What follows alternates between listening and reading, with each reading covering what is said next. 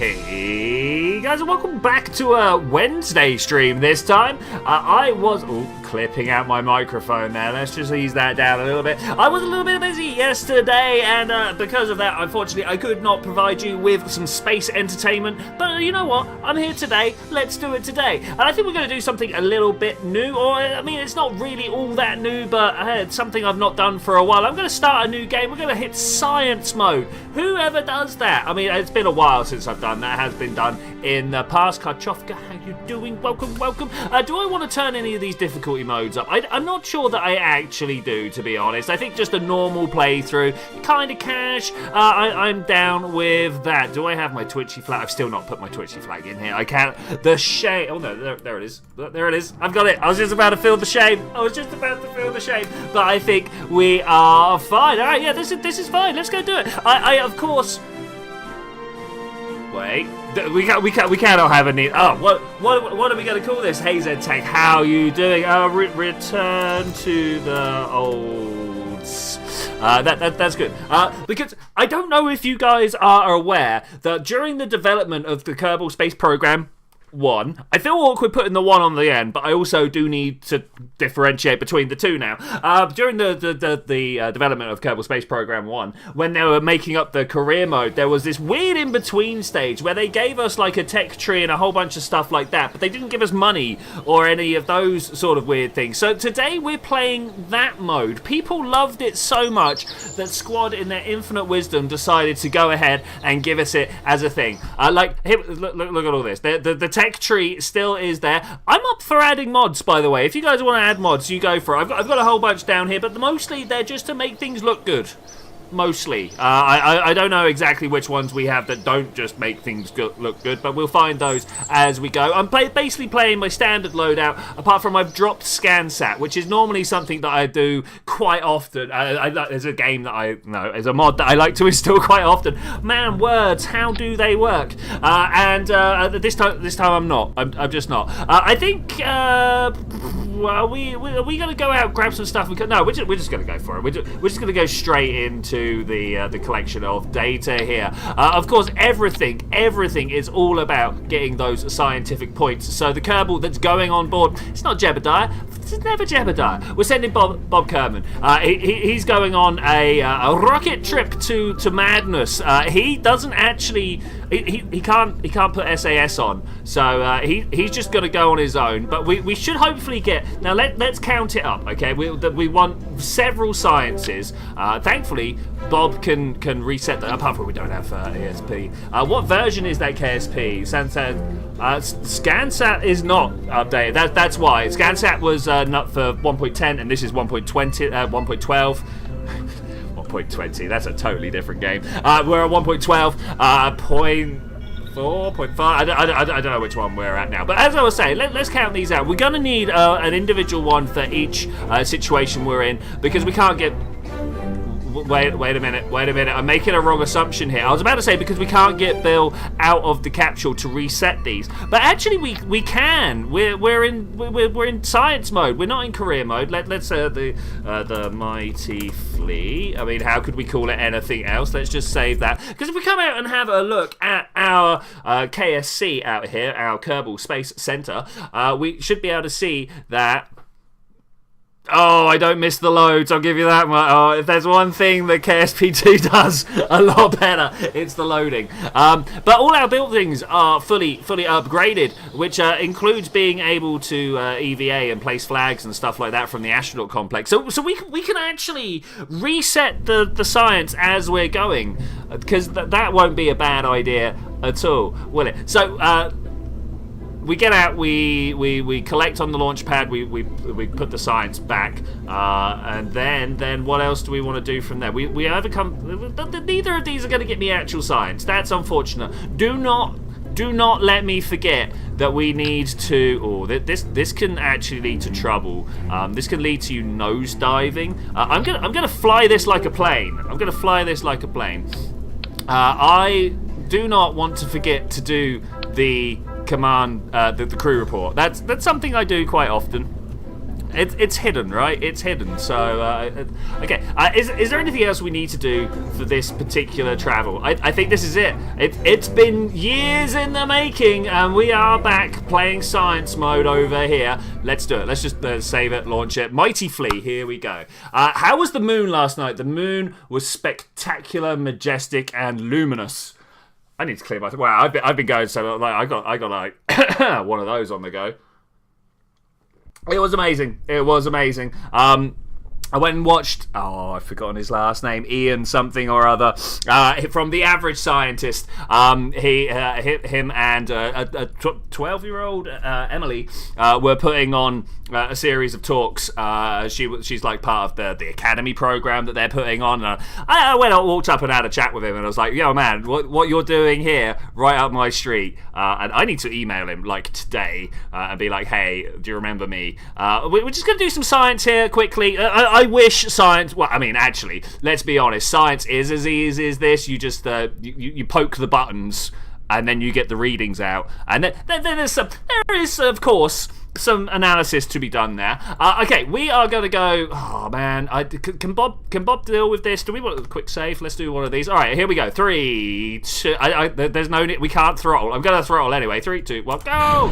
Okay, I want to head out towards the water. Going out towards the water is definitely the way for me. We're going to get ourselves a little crew report right here, and now we'll take that. Thank you very much, and we'll also get ourselves a mystery goo canister. Cool. I'm looking for the top point of our trajectory here, where hopefully I can get out and do some stuff. We're moving at the speed of sound. Ideally, I'm not going to be getting out at the speed of sound. Does anybody else think the game is like super quiet? Let's have a look here now. Let's just turn that up a little bit more. Let's resume that flight. Okay, cool. We might still be travelling too fast, actually. If we just pull up here, I don't know how much. Let's have a look at the battery life that we've got going. Okay, this should be fine. I would like to. No, we're still going over 100 meters per second. There is no way I am getting Bob. Wait, Bob. Yeah, scientist. I don't know why I thought Bill would. Wait. Of course, there's no levels, so he just has full. Oh, okay. Well, there's no need to send anybody other than Bob at any point, unless we need Bill to do the thing. Didn't do the EVA report. Man, that's another one that I always forget. We'll get that from the water, and then we can go back. I feel like we're gonna have some trouble, so I'm gonna pop this. Maybe actually, whilst we are on the parachute, would be a good time to try and collect one of those EVA reports. I think that's a great idea. One thing that I do have to say that I feel like Kerbal 1 lacks is the atmospheric music. Like, just as in atmosphere music. Not like, oh, I need music to make me feel the atmosphere. I need this here. You stayed at night in a beach with binoculars to see the moon. It was amazing. And like, this guy gave a great talk, by the way. I really enjoyed it. Went through like the history of the moon, talking about so there's like two competing theories. You know, one of them is much more likely than the other, but there's two theories. And to talk about the first theory, are you guys aware about the moon of Saturn called Titan? It's one of the really super famous ones. It's got like what we call a hydrocarbon atmosphere. You know, think about the stuff that you've got in a cigarette lighter. Take that data.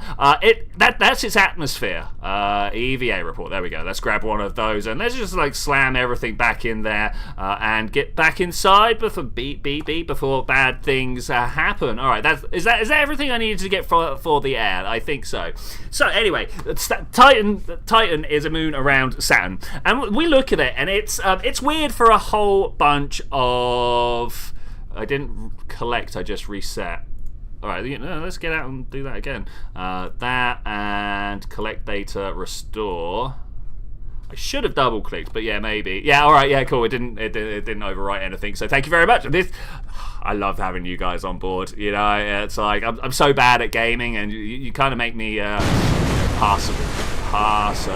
So we're going to stick this on its back, and I think Bob needs to wait. We're going to start with the crew report, of course. We don't really need to get that in and out again, but if we observe the mystery goo and do ourselves an EVA report, that should then be everything, right? That's everything we need.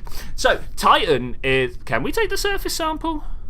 Is that a thing? Oh, of course we could do that in the water. Yeah, and we could also do that on the.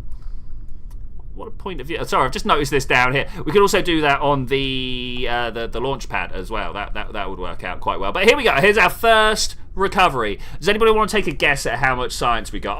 I'm gonna guess at 25.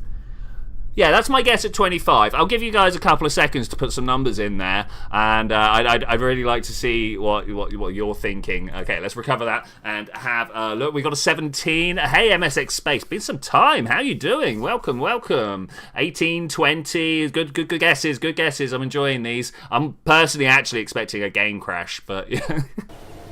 But I've got a few more. I should actually try and figure out how to share them. 46. Whoa, blown away. Okay, that is amazing. We're definitely going to go and do this. This ain't KSP2. This is not KSP2. It is true. So anyway, Titan, moon around Saturn. It's going the wrong way, right? So if you look at most moons in the solar system, like the planets spin in a clockwise direction and the moons orbit in the clockwise direction as well. Apart from Titan. It's like, nah, bruh, let me go around the other way. And this is one of the reasons that most people think Titan is what we call a captured body. You can imagine, it existed out in the Kuiper Belt to begin with. It's looking a lot like Pluto, right? And Jupiter, during the early formation of the solar system, it went all over the place. It came in deep, it went out far. It caused absolute havoc. If you've ever heard of the Late Heavy Bombardment, bam, that's Jupiter's fault. Anyway, so it started throwing all these massive bits of rock away in and out of the solar system. It's really intriguing to think about the huge planet-sized chunks of stuff that just got thrown out of our solar system, and that they're out there. There was an idea. So we're gonna buy some like communicatrons and thermometers and stuff like that. I think science is a good idea. If you find really disappointed, if you were standing at the surface of any moon around Saturn, you wouldn't be able to see the rings. Indeed, it would just be too hazy. It's like fog, right? You can see fog and mist and haze at a certain distance away, but if you're inside it, like actually inside, I mean, there are thick enough fogs that doesn't. But it's a good idea to think about it. It's a good idea to think about. Good analogy to think of, fogs and the thing. So it's the same with the nebula. You know, you point your telescope and a camera at the sky, and you get all these blues and reds coming out. And unfortunately, like, you would never see that even out in space because our eyes are just not good enough at collecting light. We're just going to open up a few of the first parts here. I think diving down for a lot of the experiments is probably a good plan. It's been a while since I've looked around. Sorry, I've got a little set of hiccups for some reason. I'm trying to bring them under control right now as we speak. We got a 20, we've got an 18, and we've got a 15. We unfortunately can't do more of this. It's more that's in the same plane. Yes, it definitely is. You're going to be looking edge on as well. It depends which moon you're talking about. So there's a whole bunch of what's called shepherd moons actually, like right within there. Why are you streaming on a Wednesday and not a Thursday? Well, SRWB, I went to a lecture last night. A lecture given by Ian something. I've got to look up his name. Hold up. Let me. From The Average Scientist, anyway. And it was a very good very good chat about the moon. We're just talking about one of the ways that moons can be cool. Where's your Ian Hall, bam, got you. That great guy. Gave a very, very knowledgeable talk about the formation of the moon, gravity itself. I just closed my chat window because I'm an absolute genius like that. All right, there we go. Like good times were had by all. Okay, yeah, I'm going for the experiment. There's no way I would go for anything else, right? Like, we've now got 21 points. I don't know. Do we want a bigger fuel tank, or do we want to be able to steer? Who needs to be able to steer? Let's go for the bigger fuel tank. Bam. Okay. All right. Cool. Well, we suddenly are able to start thinking about actual vehicles here. The Mighty Flea, it was amazing for its time, but unfortunately it has to move on now. We'll have to come up with another name for this craft. But yeah, we'll talk. Why do you need to steer spaces up? Indeed. Why would we? Oh, it's more like for when we're coming back, right? At some point, we are going to have to come back. We don't have, unfortunately, any probe parts. That is one of my my goals for the next couple of missions. Actually, is to try and throw a robot part out into space, out into solar orbit or Kerbal Cola orbit. I'll work on that, and then bring it back for big solar profit, big science. So yeah, if I could get some language help as well, that'd be good. I thought I would be fine sitting down and streaming today. I've had no one to speak to all day, pretty much. Well, no, I've been out doing a bunch of gardening and stuff like that as well. But like, I've pretty much not used a lot of my language skills up. And no, I'm still really bad at it. Really bad. I'm going to use the swivel down the bottom here. Now, I happen to know that this swivel can support quite a few more engines than this, but I think we want this to come back from, right? And then we slam this underneath. What do we have a? Oh, we don't have a part limit. I could just build and build and build. The only thing holding me back is what my PC can handle with these numbers of parts. And do you know what? I've got quite a chunky PC, so I think we should be able to build something reasonable. I've turned this up for a different game. Save disallowed. Let's give it a name. Long hole. Save. That's not a save. Would the theory of collision between Earth and another planet creating the moon explain its synchronization between its rotation and translation? I couldn't figure out an easier way of asking. I do know what you're trying to ask, though. So yes. So the other way that the moon could have formed. You know what? I love this rocketless spaceship, but what I was actually trying to do was come into here for the music. Let's turn that down because it's pretty much the only thing that I was having trouble with.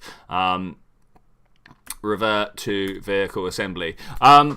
So there is another way. So much like Titan going the wrong way round and like being caught through gravitational interaction, some people believe that the moon could have done that. The problem is, like, the moon is huge. Like, it's only like 1.8% of Earth or something like that. I can't remember the exact number, but it's it's not actually like huge. But compared to the Earth, it is absolutely it's a stonker. Like if you go and look say like Phobos and Deimos around Mars, right? These are things that are the actual asteroids, right? If you look around Jupiter, yeah, fair enough. Like Ganymede is the size of Mercury, but compared to Jupiter, like it is specks of dust, right? And that's what you expect. You expect like most moons to just be specks of dust if they are like captured or formed in place or whatever. So there's this other theory that going back to like the hot point of the solar system when everything's still lava, right? You can imagine there was many more planetesimals around than there are now, right? You know, because we got fairly big planets and they started from fairly small lumps of rock, right? And you got to like slam a few together to get up to a big planet, right? So fairly late on, Earth is about 3/4 the size it is now, and there's this other object called Theia. It's about the size of Mars out there, and they happen to have their orbits coming together in a very specific way indeed. And Theia comes in 2-point-something miles per second, I think I got told last night, which is there's a big number, but I don't really understand miles, so it's something like, is it 5 kilometers a second, something like that? It must be 5, 6, 7 kilometers a second, something like that. Which, think about how far 5, 6 kilometers is. It's pretty far. There's most of the way over to the next town for me, and it does that second, it's gone. So it slams into the Earth and rips off this huge, great big chunk of the Earth's crust, right? Theia itself slowed down enough that it mostly sinks in. And something I was also told last night is that's one of the reasons the Pacific Ocean is like it is. They found this, what do they call it in seismology? Anyway, there's this bit that seismic waves travel through much slower, like much slower, and they reckon that could be Theia, which, like, wow, crazy. But anyway, it kicks off like a huge chunk of the Earth's crust, and that gets swirled up into orbit. Things coalesce, cool down, but that is not why we only see one face of the moon. we only see one face of the moon because they're not perfect spheres. The Earth and the moon are not perfect spheres. I got to get building. I've just started ranting about the moon. I really need to get on and do some more stuff here.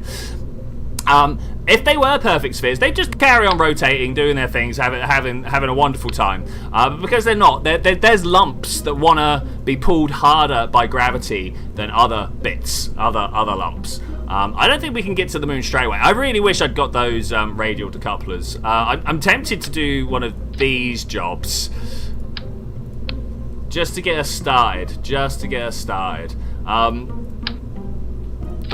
doink.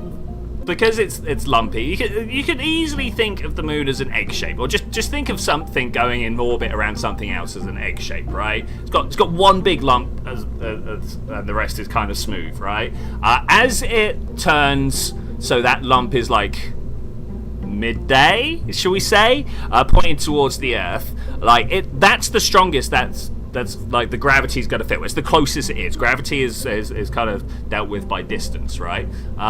There's no way this is getting up to orbit, by the way. That's my plan, but I don't think we're going to get there. But I'm going to try it. In fact, I'm going to put some more fins on here so that they are more draggy than these fins here, because I just think it's going terribly wrong if we've got too much thing. Not with this staging. No, I was gonna have a look at that in a second. That's good. That's not good. That's good. That's good. And we're coming home. Okay, alright, so yeah, I don't know whether this will do quite what I want it to, and I've also not put any science on board. It's getting close. I still, another thing Kerbal 2 does better, trying to middle click. I try and middle click the vessel all the time, and like that's not quite how that works. We want science. We've got a scientist on board, so there's no reason that we can't just have one of these. I've done that before and had troubles, but let's do it anyway. We'll have one of those there. We got a thermometer there and a pressure sensor over there. I hope that they can get out. Just to try and make sure of that, we're going to put that down there as well. Do I actually want to put the coupler here? Just in case everything goes wrong and we need to abort quickly. I think that might be the winner. Anything else we need to do here? I think we're alright. I think this should be fine. I finally built the bakery too. No, we finished that career mode, unfortunately, playing KSP2, and KSP2 got to me, so we're now back playing KSP1. Let's go. All right, we're at orbit. We can do orbit. So yeah, because if you think about like that egg point, then rotating away, right? The moon wants to spin to do its day-night cycle, right? And as it rotates away, Earth is pulling on that lump to slow it down, right?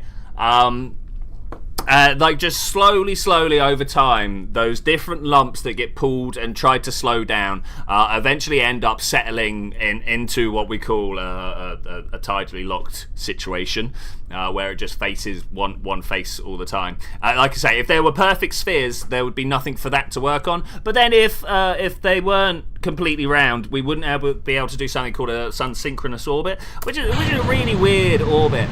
They kind of just like set up going like north-south, or a polar orbit that is going along the Terminator.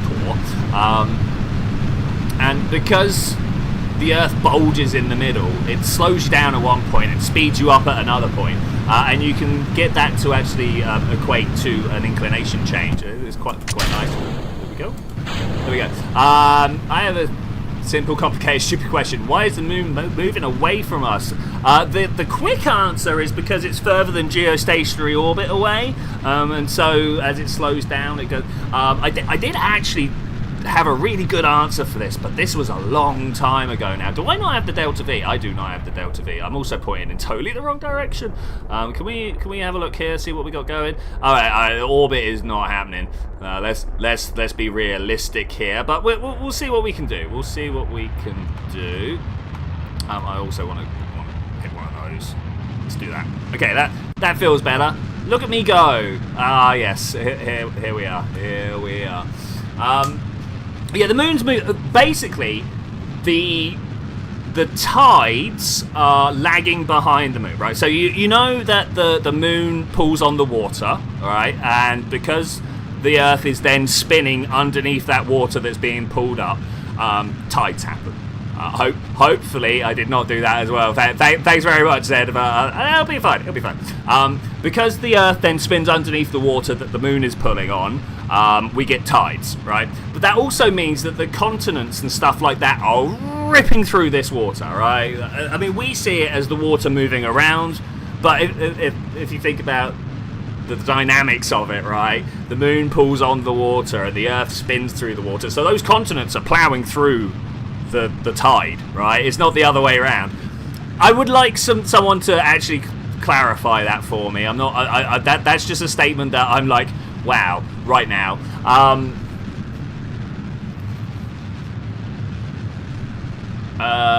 Something about that. So yeah. So because it's slowing down the moon, its orbit is getting larger because orbital dynamics is weird, Joe.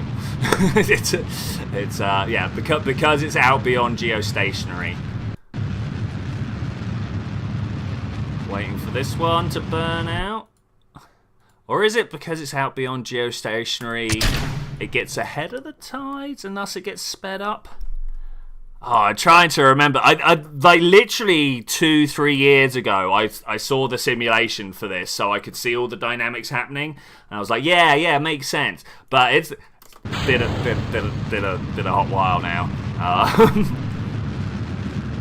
Yeah, I thought this was my total Delta V. Look, we are indeed going to orbit today, my friends. I didn't think we'd make it to space this time, but here we go. I also can get some science right now, right? Like we're where are you? Crew report. Let's get one of those. Let's then get out of here. We do EVA. Thank you. We get an observe mystery goo. Thank you. Collect, restore.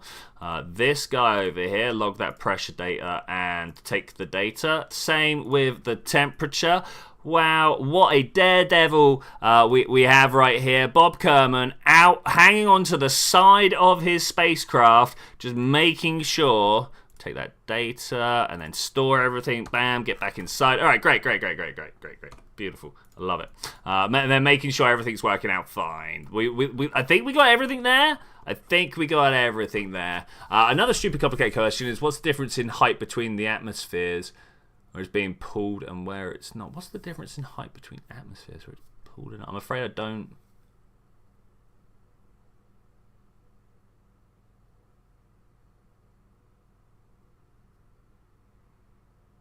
Yeah, I'm afraid I don't understand the question, mate. I'm obviously being a little dense and can't take the moment to think while I'm like, yeah, actually, we need to get into orbit as well.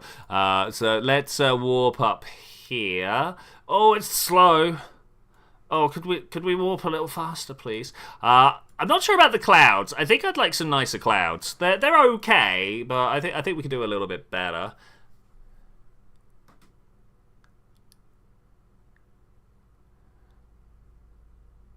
Oh yeah, no, yeah, actually, you're very true. The atmosphere does have a tide, though the heating effect from the sun is stronger, I believe, because the sun is so so intense. would you believe the sun's pretty intense? It warms up the atmosphere, and that bulges out.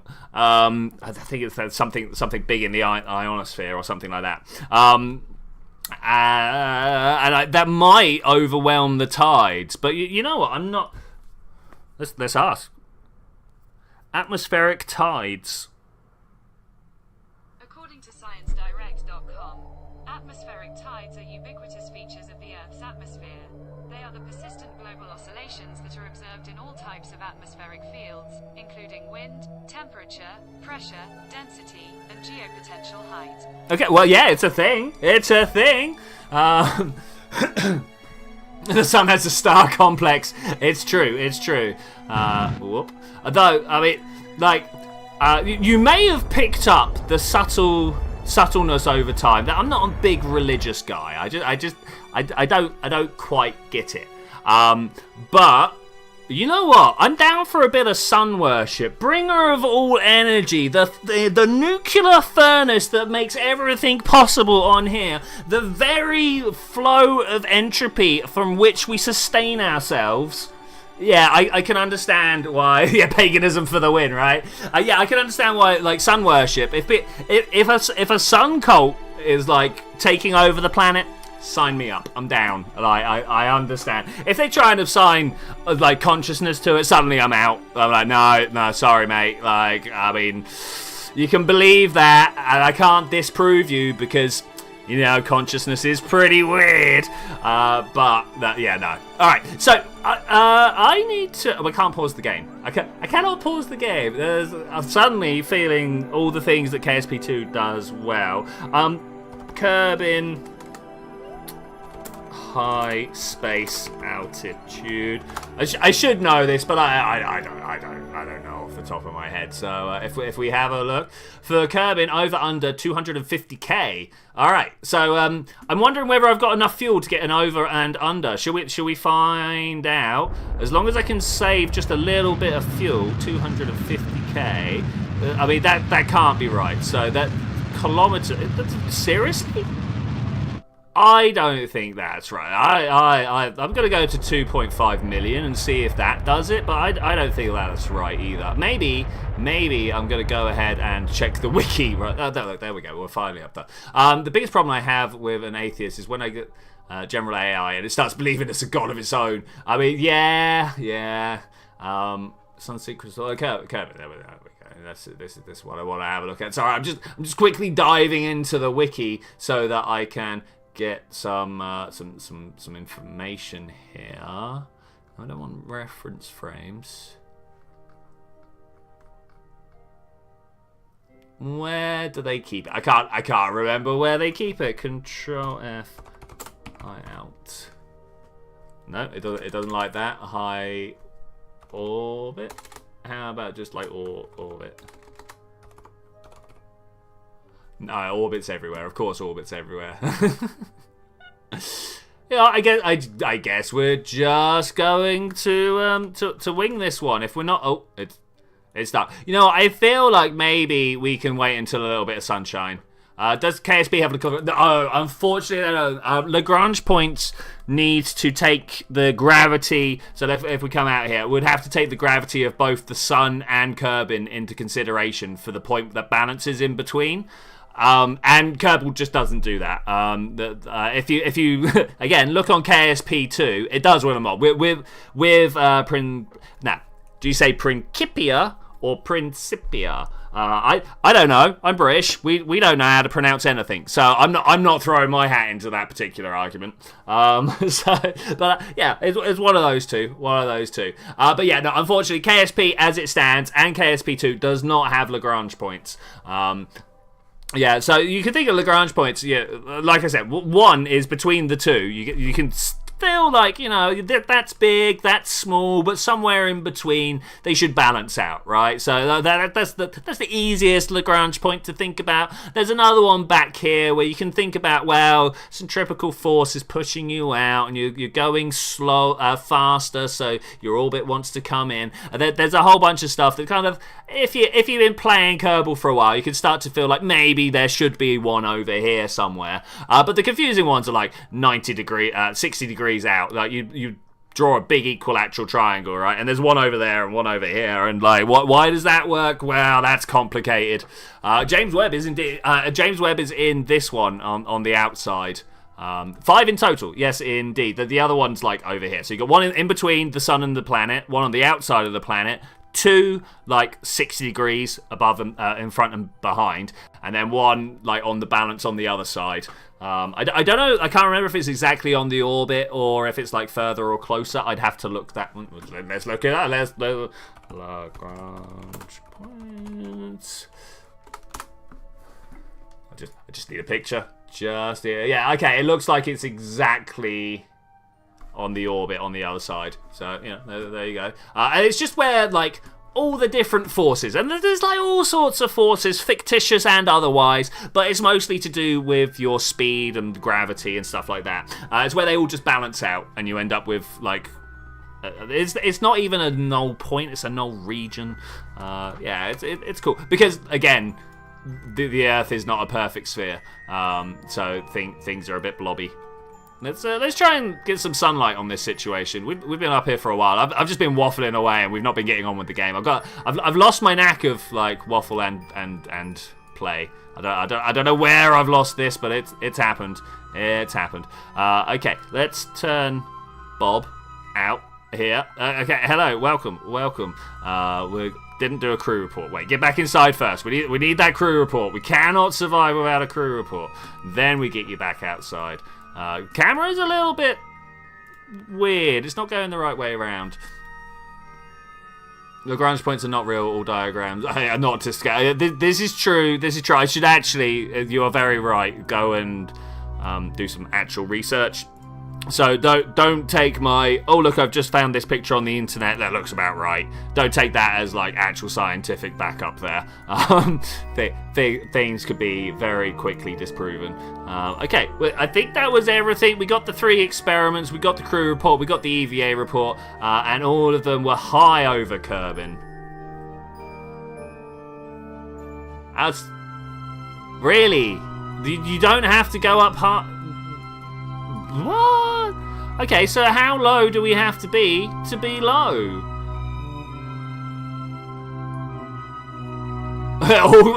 Yeah, the Lagrange points aren't real. They're all just AI generated simulations. It's true. Okay, so we need this to come down to 250, grab some stuff, and then continue our way into the atmosphere, right? Anybody else feeling that particular setup?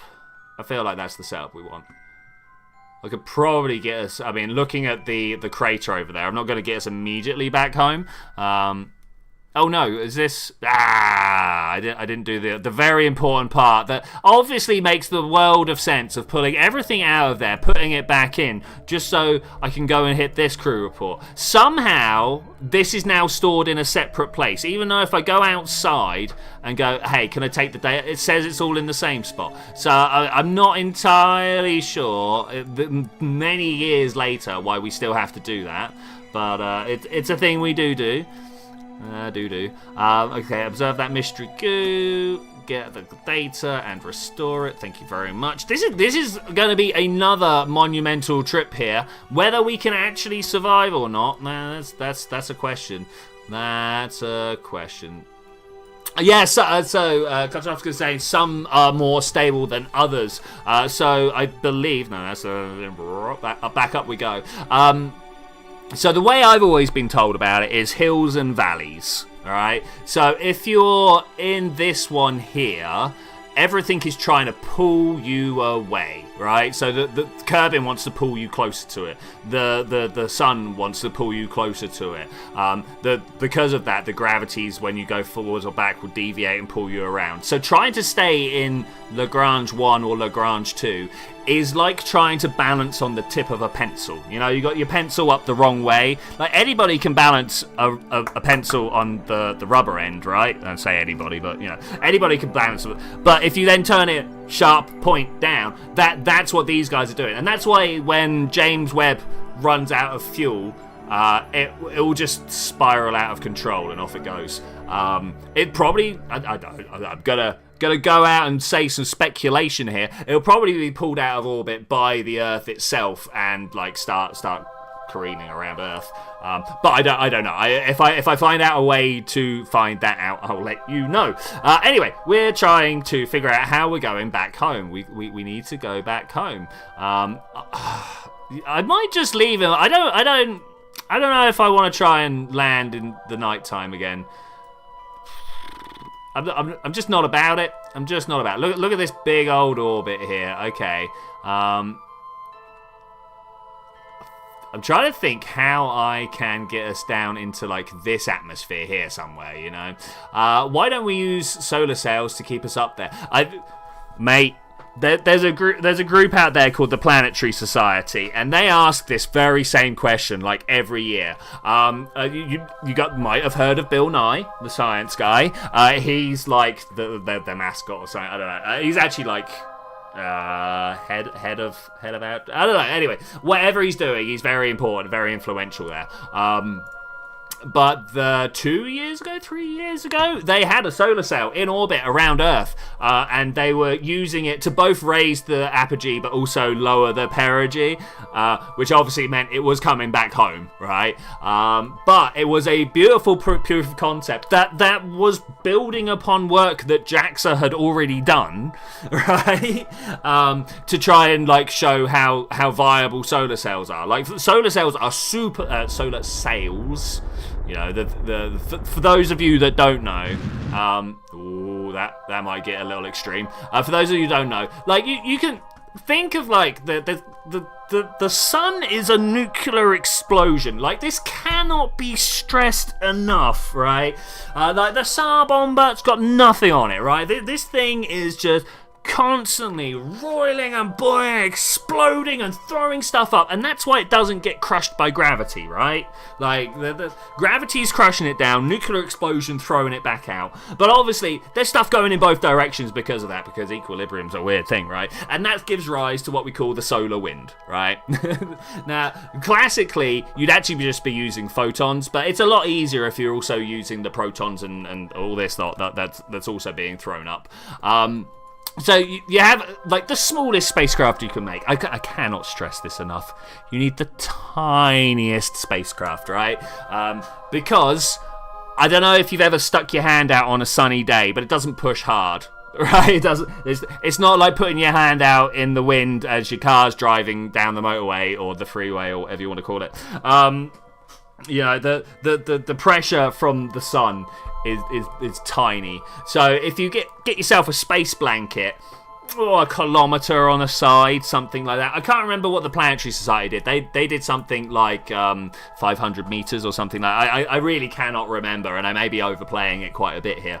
But they had a large solar sail with a tiny little CubeSat, right? And unfortunately, they couldn't control it. So this is the problem, right? So we can put it out, we can spin round, we can unfurl the solar sail. It's a good thing. It's a great thing. But then how do you pull on one side without it just all started like flop around and set up all sorts of oscillations and stuff like that? So that's the hard problem right there to solve, is how to use solar sails effectively.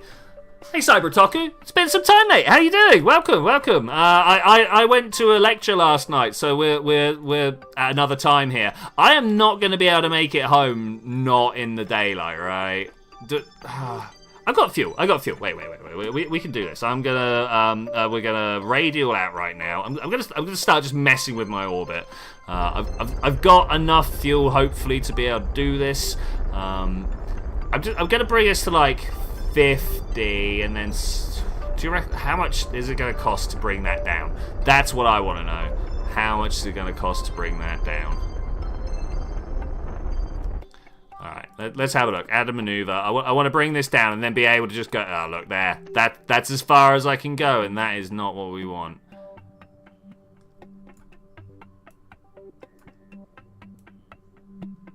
Trying to pull that round that way. Alright, we're just coming home. We're just coming home. Can I kill you? Thank you. A little bit of waste of fuel, but whatever.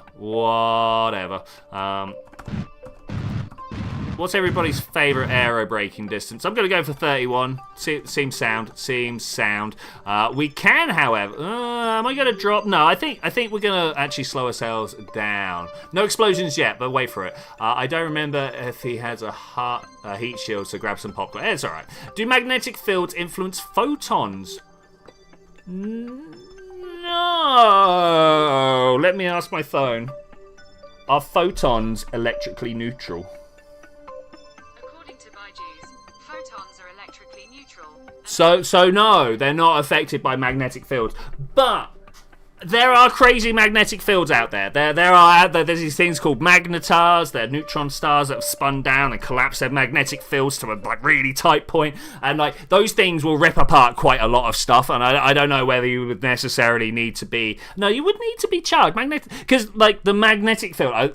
I don't know if this is going to blow your mind, or you're just going to be like, what? Because like you really need to go through Maxwell's equations to see this. But the magnetic field is just the special relativity, like the length contraction, if you will, of the electric field, right? It's just the fact that it's all going at relativistic speeds, that it happens at 90 degrees.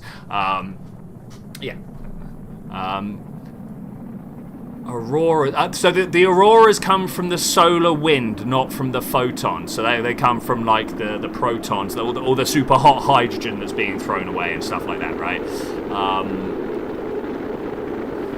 We're just gonna, I'm just gonna use. We'll just shed some speed and then I'll drop this. Do I want to drop this? I feel like I should. Okay. See how I threw it downwards? I've played this game before. More than once I've thrown it that way and it's just come back at me and I've been like, no! But looks like we're fine. I'm going to pop those. I wish I had a drogue chute. Gravity is the only thing that can curve light. I do believe so. I do believe so. But there are things in the universe that we have not got a huge handle on. So like, but I don't think photons are it. I think photons were fairly sure about. The magnetic fields are a little bit weird. I mean, just in general, they're a little bit weird. Like a magnetic field will never speed up or slow something down. It will only change it, right? It will only turn it without changing its speed. Just like shift its velocity round, I think is the way to word it. Which means in like the Large Hadron Collider or things like that, it's not the magnetic field that's accelerating the hydrogen, it's the electric field that's accelerating the hydrogen. That was something that one of my professors got really excited about. And now I'm like, no, I get it. That is pretty cool. I thought I'd lost a thing there. I thought, do we need setting some ambient here? I'm feeling a little bit of ambient. What about you guys? Map editor. I really wish it could be like turn down the shadows rather than just like boost everything. You know, I'd like to turn down the darkness. Whenever my old joystick was dying, we called it solar winds affecting the flight. That's nice. Yeah, I like that.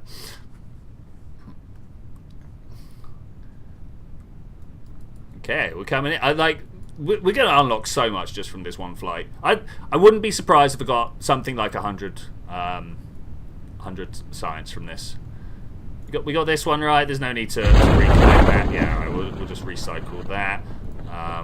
This should be the same for all. Oh no, okay, we'll get that. I was about to say this should be the same for all of these, but obviously we didn't get these ones. Oh, suddenly there's a. I'm going to land on a mountain. Wait, no, this is bad. This is very bad. I don't want to land on a mountain. Landing on a mountain is, the problem with mountains is they're quite steep. They've got a bit of slope to them. If I land on the top of the mountain, great, no problem. I think we'll be fine. But if we land on the slope of the mountain, I mean, Bob's going to slide. I don't want to kill Bob. Bob is by far my most valuable asset at this point in the game. Keep rolling. I hope not. I really hope not. We'll see how it goes. About that view, is that a bit close? I don't know. Sorry, so excited. I just went for my caffeine there. Oh, I'm scared. At the same time, it's a long way. I'm not sure if I need to be that scared. Let's zoom in on the craft here. Of course, the favourite button in Kerbal 1 that doesn't exist in Kerbal 2. Hit that button. Hey, how you doing? Look, there's like a little bit of tinfoil between him and the floor. Like, look at this. What's actually keeping him safe? Wait, are those drawers? Where are the drawers going? Wait, there's supposed to be a compartment there. What's going on? I don't think that's quite right, yo. Okay, let's try and hit the floor. Think of a mountain as a Lagrange point. Surface sample. Surface sample. Yeah, we need to stop and get out. I think we're on a mountain step. I think we're up here on the high plateaus. I'm down with that. I'm down. Hopefully there are some lovely natives peoples. Yeah. No, wait. Let me get my. Maybe the natives could help us find the tea around here. Let's get full British here, shall we? But hopefully there's some locals who can help me out and bring Bob home, because he's a far away. I feel like one of the things I would actually like to do, I just don't feel like Kerbal gives you the tools to do so really at the moment, is to construct craft. Like I could see us getting just flying Bob out as a plane to come back with, but how would we get the craft back? That's what I mean. There used to be this mod called NIMBY, not in my backyard. Don't do it. Where they wouldn't let you just get your craft. You had to be within a certain distance of the space center, which I understand sounds terrible. I can understand why people wouldn't want to do that. Oh, suddenly hiccups again.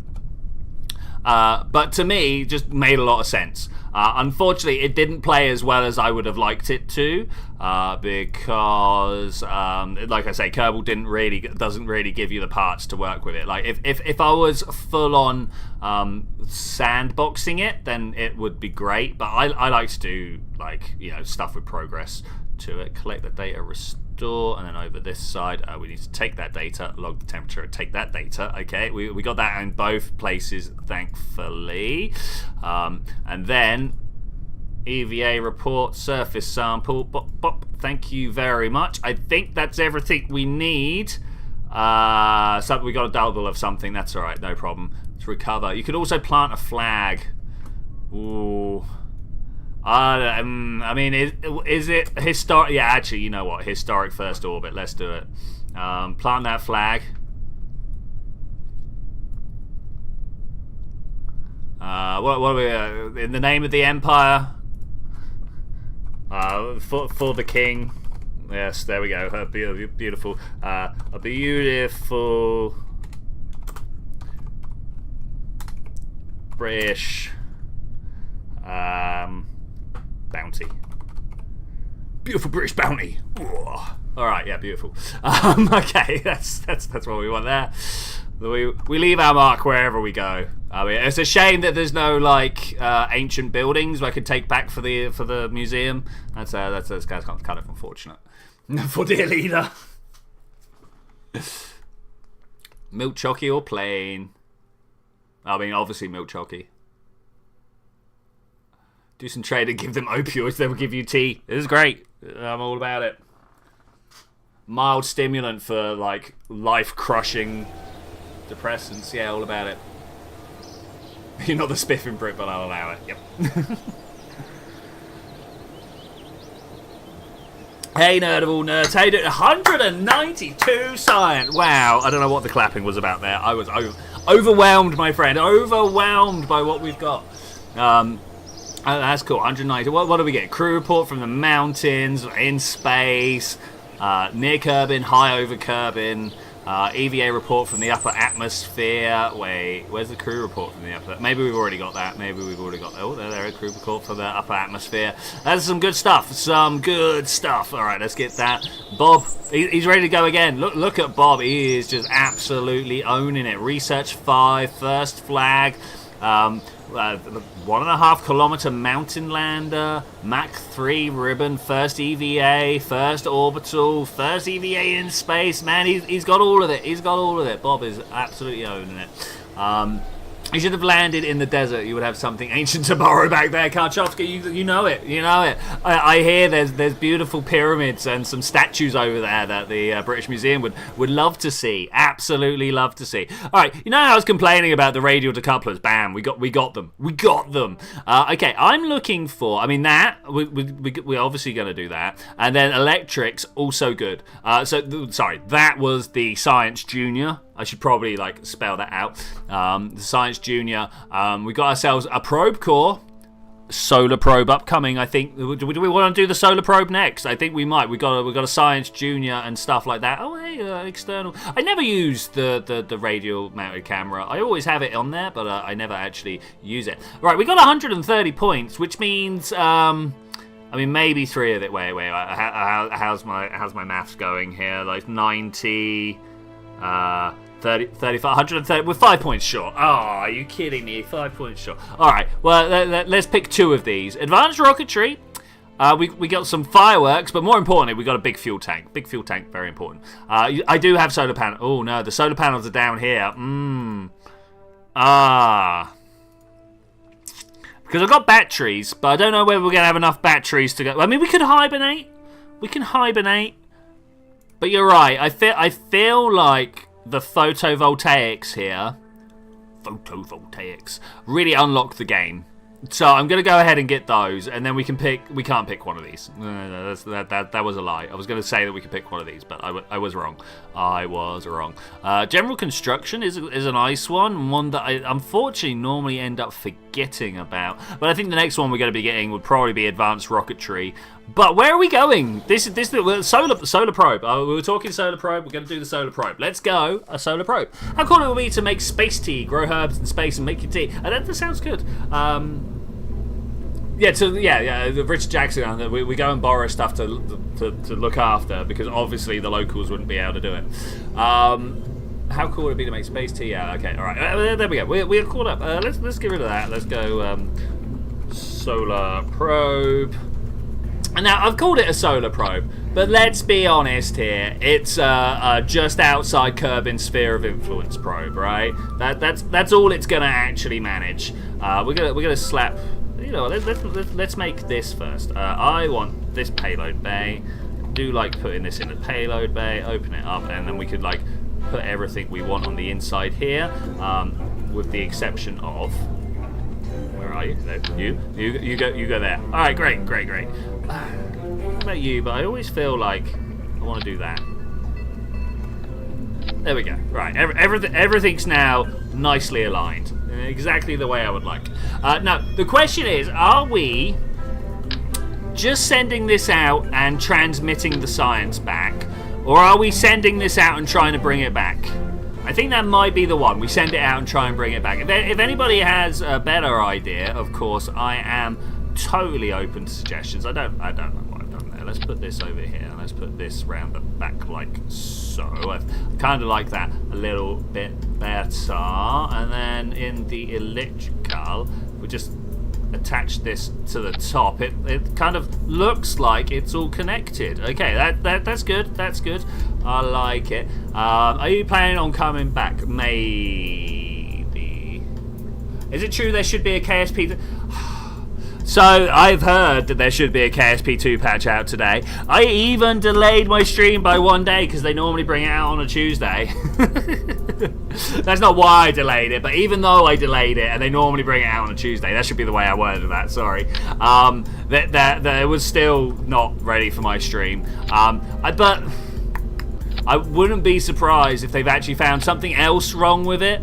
It was supposed to come out 2 weeks ago, something like that, last week before, and they literally just before they released it, they were like, oh, actually guys, we found this game-breaking bug that we need to patch. And like, fair enough, you find game-breaking bugs every day, right? But like, it's not a good look after everything that's been going on. It's not a good look. You can update right now. All right, great. I couldn't when I was looking. Does that look like a solar probe to you? That kind of looks like a solar probe to me. We don't have the LV909, but let's put that. We want a big chunky boy, right? Something like that. And we can swivel. We can swivel. And then maybe this is the one that I'm not sure about. Is we attach a whole bunch of these and then put the other fuel tanks like that. Like there we go. That like that one. And then we can grab those and attach this. If I could do that right, there we go. All right, so something like that. I'm not sure about that. That one, I think we're going to leave out. That one we go. We could just make a bigger one. The reason I like to throw tanks away as quickly as possible is See you later, Kachovka. Let's go. See you later.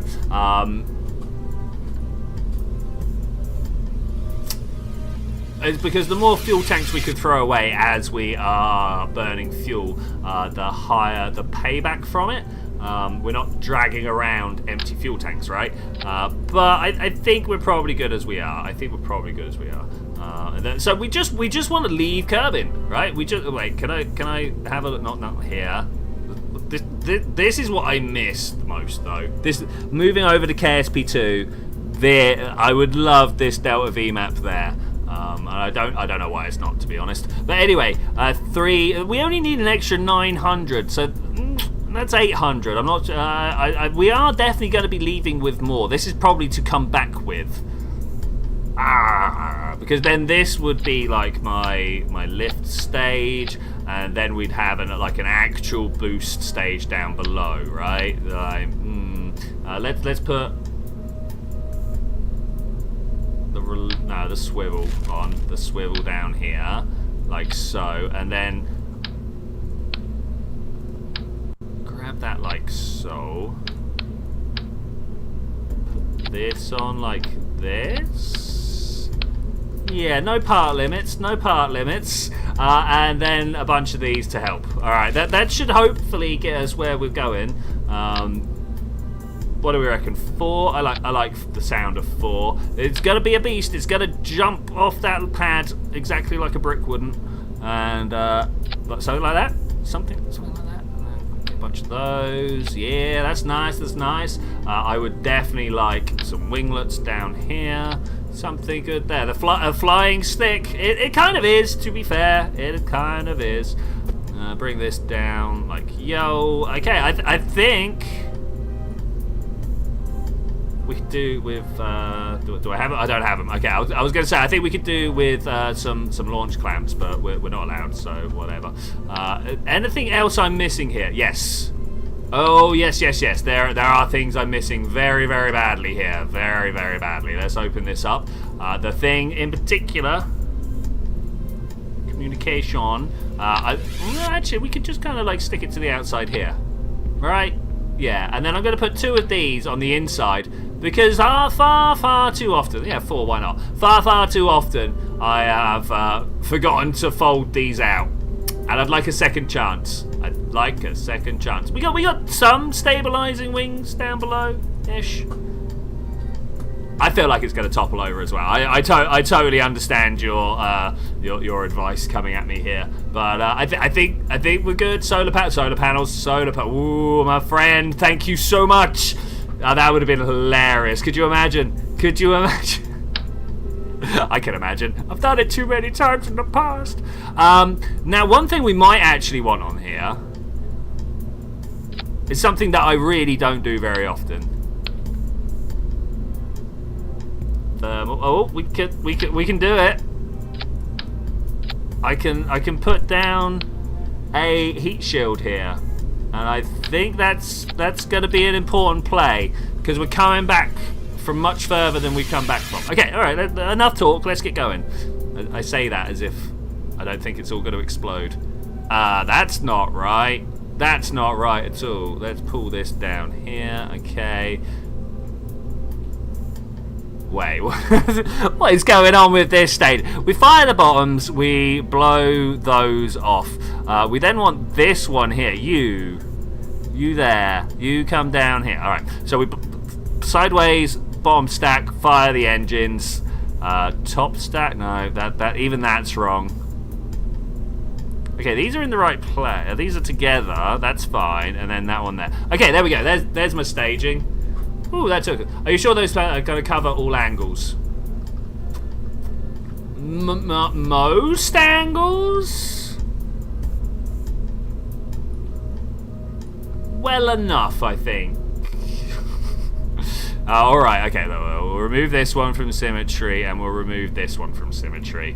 And then I press the 3, and we're going to rotate these ones up, and rotate these ones down. I have to do both of these.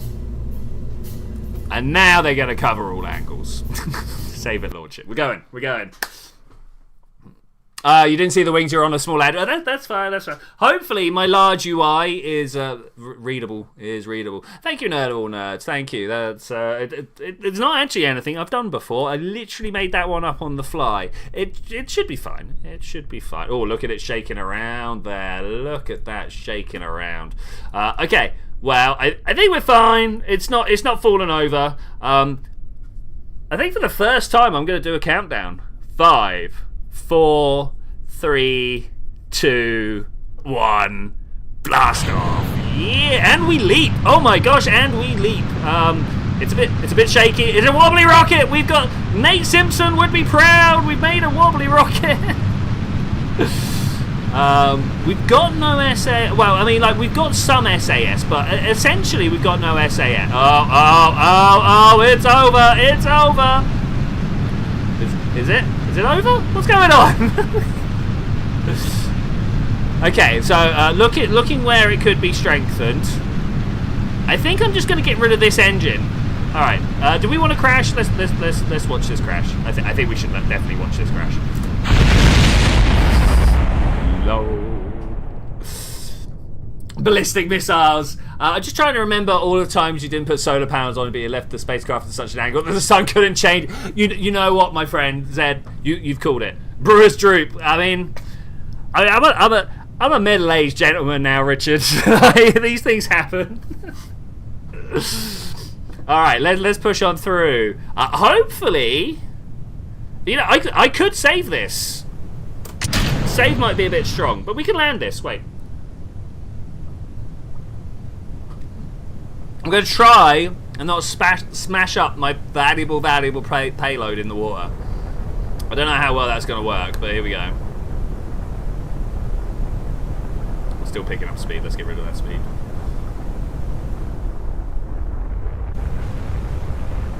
Okay, looking good. 600 to fight a full throttle now, maybe. Too soon, too soon. Ah, bring it down. Not enough, not enough.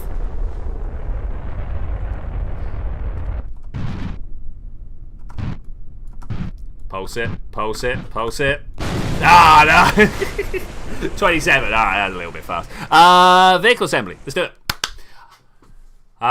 You wouldn't say I'm having an issue of underperforming. I don't know. Yeah. Let's just pull that out there. And like, do you think that's enough?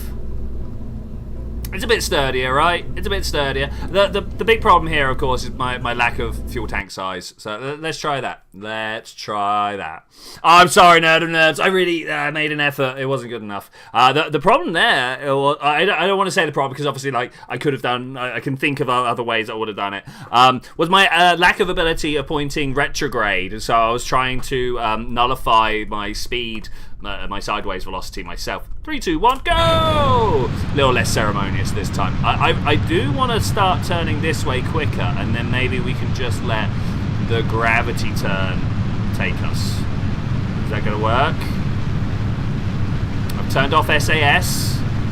We're falling. We are under free control here. I'm going to bring my...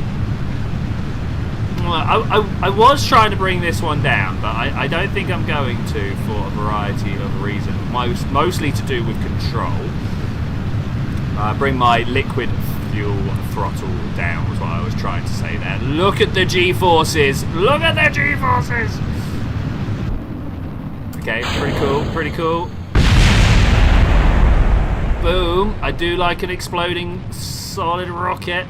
If I click this button over here... Ah, no, point in the right direction. Come on, we can do this. We can do it. We've got control. Honestly... Okay, I'm going to turn the SAS on. This is unworkable else. Unworkable. You know what? 100 kilometer Apple apps. I'm just gonna hold on. I'm just going to hold on. I have noticed that I've not put an SAS unit on this, which is not the end of the world because this bad boy up here does have one. But if I was to run this mission again, I'd be putting an SAS and maybe some I don't have any RCS, but maybe something like that. SpaceX Falcon landing the first 5 times. Yeah, it's true. It's true. It takes some practice to be able to land a rocket, you know. Okay, we are out of the atmosphere. I'm gonna open these up. Click, click, click.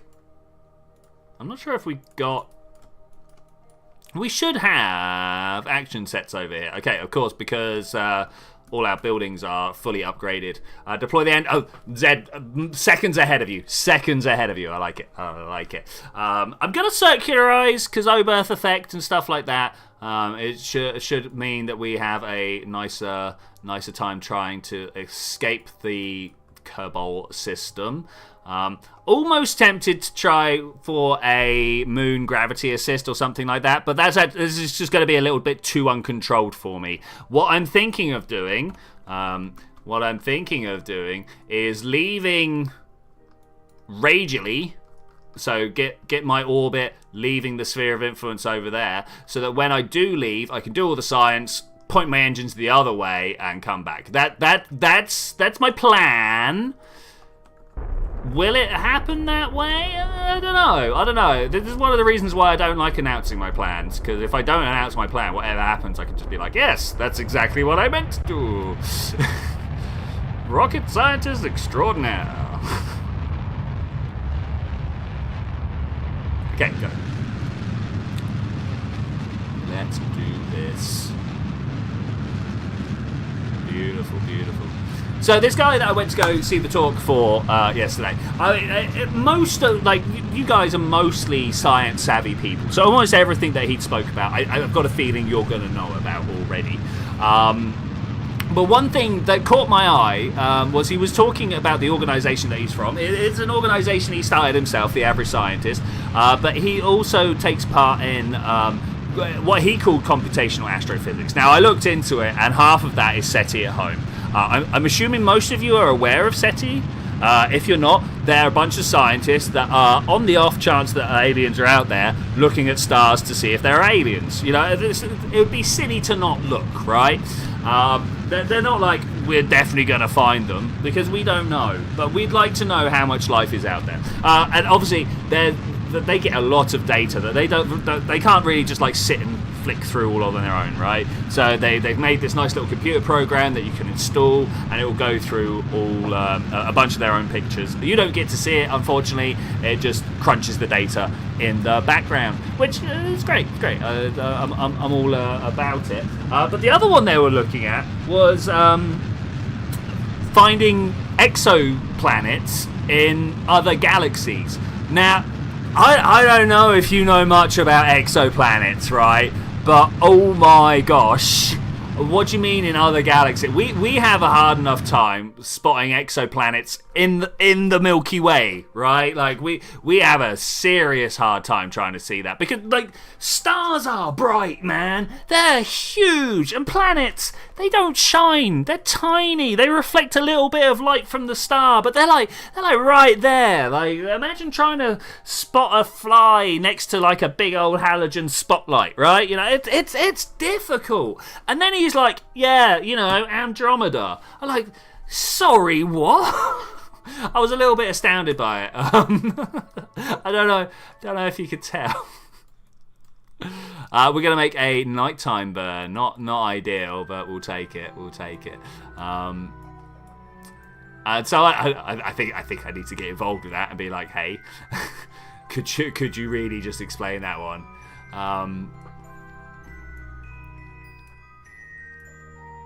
Something like that. 900. What? How much? What? How much? I got 4. I don't know if I'm coming back. This was a possibility. This was like this robot knew what it was signing up for. It didn't know. I'm sorry. I'm just waiting for the particle accelerator to open the console. There are places that make IO look nice. Okay, when I'm trying to use the MUN, I just hang off into deeper space. I have a shop on the way to June, taking nearly 4 years. Okay, yeah. Cool. I need to click around here. I don't know if I'm going to be able to turn in time, but that's why I've still got my lift stage, right? That's why we've got this. Ideally, I would have been using these with a different with a different engine. We really did try, but it kind of shook itself apart. So we went with a no on that one. Went with a no. I've got a minute to try and turn round, and right now I am at full lock. Let's just give it a little bit of thrust. Just enough to get us going, right? We need to get round there as soon as we can. There are planets with ridiculous speeds. Wow, I don't know that specific one that you're talking about, but like there are. I mean, like, you just need to look at Venus to know how extreme things can get, because Venus is, just on the inside of the Goldilocks zone. Like you've heard about the Goldilocks zone. It's around every star. It's really hot close by, and then you go far away and it's really cold. So you can imagine somewhere in there is a nice temperature for water, right? Okay, that is a quick sum up of what the Goldilocks zone is, right? We sit right in the middle of the suns. Would you believe that Earth is really good for water? I know, crazy, right? Mars sits just on the outside, and Venus sits just on the inside, and it is really just on the inside. It's not like, a ridiculous amount on the inside. It's just there. And, like, due to a bunch of factors, greenhouse gases and such forth, Venus has, like, cooked itself. Absolutely, like hot enough to melt lead, right? And that's kind of mid-range for what a planet can do. And then, imagine if it was closer, or had a different chemical composition, or was made mostly out of phosphorus or something. Like, it would be very different, right? Very, very different. Add maneuver. That was a 1 year maneuver. Wait, we're not waiting in 19 days. There we go. There. Ooh, somewhere here I should be able to. Is it not going to let me until I leave? Set Kerbal as my target. No. No, it doesn't like it. It really doesn't like it. Okay, we'll wait till we're out there, and then we'll start mucking about with it. I think that's probably the winner there. We should have sent. Okay, I don't know why I'm sending just a rocket here. Hey, I found a knockoff Nintendo Switch on Craigslist. Want to know what it's called? It was called Nintendo Switch. Hey, great name. Hey, how's it going, Vertical K? Men are from Mars, women are from Venus. No one's from Venus. Let's just point that one out. No, not a single living being at Venus. Well, I mean, so Venus is interesting. So you know how I was just like Goldilocks zone for stars, right? And we're like hot right close to the star, cold far away, water somewhere in between, right? So Venus has a similar situation. Hot at the surface, -2 or whatever, like 2 degrees Kelvin or whatever it is at space, right? So there's a gradient there, and somewhere in between is 20 degrees Celsius, right? And it just happens to be that the point in Venus's atmosphere that is 20 degrees Celsius also has 1 bar of atmosphere, which is our atmospheric pressure. The same atmospheric pressure you'd get if you stood at the beach, right? Like, there's just a small problem that the clouds are made of sulfuric acid. So there's a little bit of a problem, right? You're not walking out there and just breathing it. But if you had like a head mask or a face mask or something, like, you wouldn't explode from the pressure difference. You just melt from the acid in the air. So it's a difference. So floating cities, yeah, it's cool.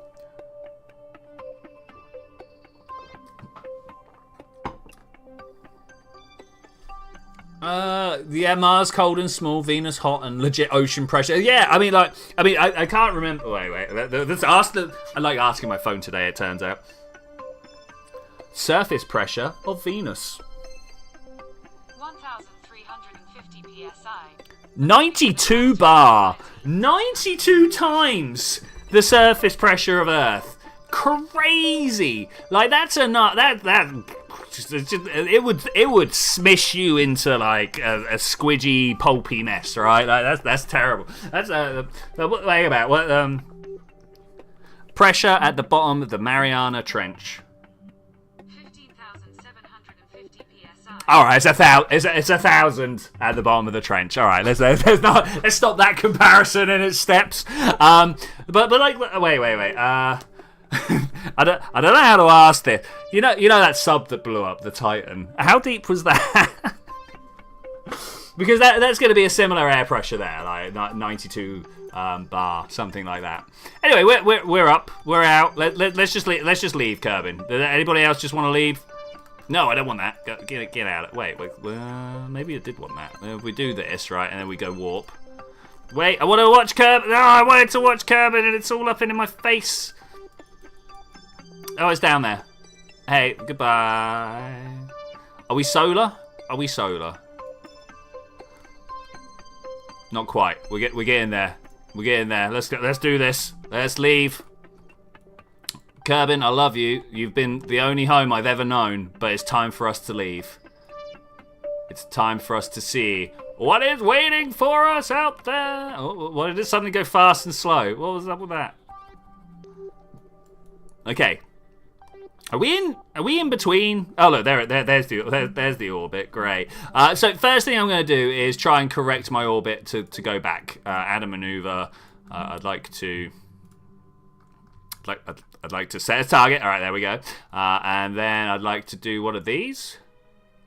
There we go. And we just return, just like that, just like that.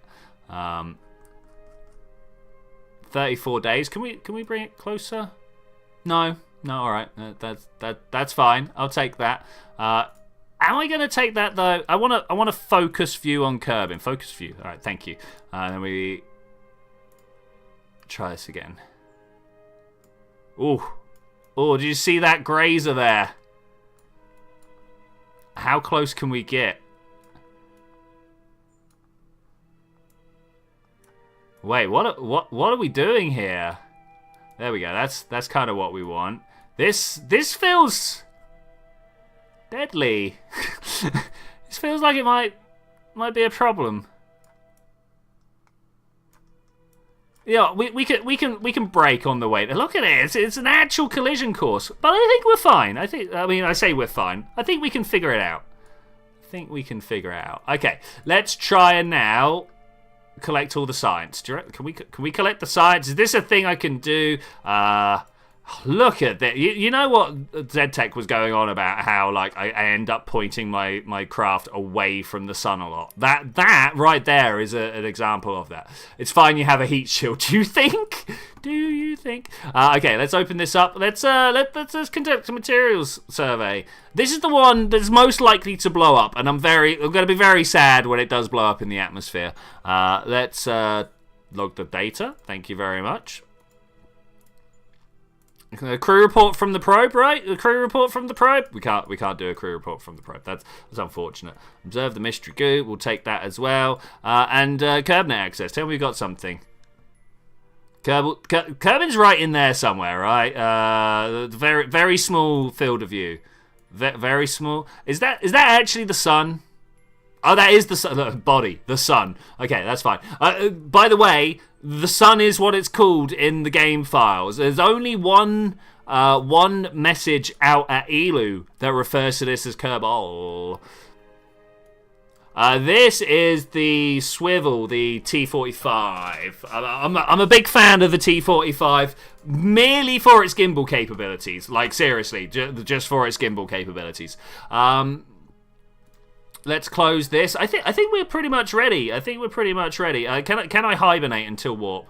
That might be something I want. Hibernate in warp. Thank you very much. We'll auto that. Brilliant. There's a big fan of that particular feature. Saves you a lot of battery life. But I think we're also... that's blocked by my parachute. Would you believe blocked by my parachute? Direct sun flight 0. We'll watch this. We'll make sure we're good. We're only traveling half hour into the future, so I think we should be fine.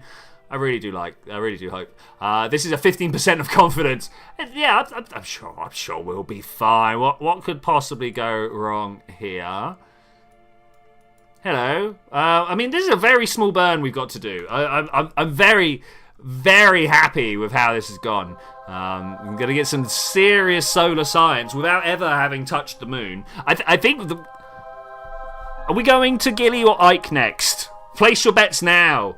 Set up to normal, so points up should get you... Yeah, I do hear what you're saying, but like I say, literally just a half hour to skip into the future. We should be fine. Should be fine. We'll definitely do the normal.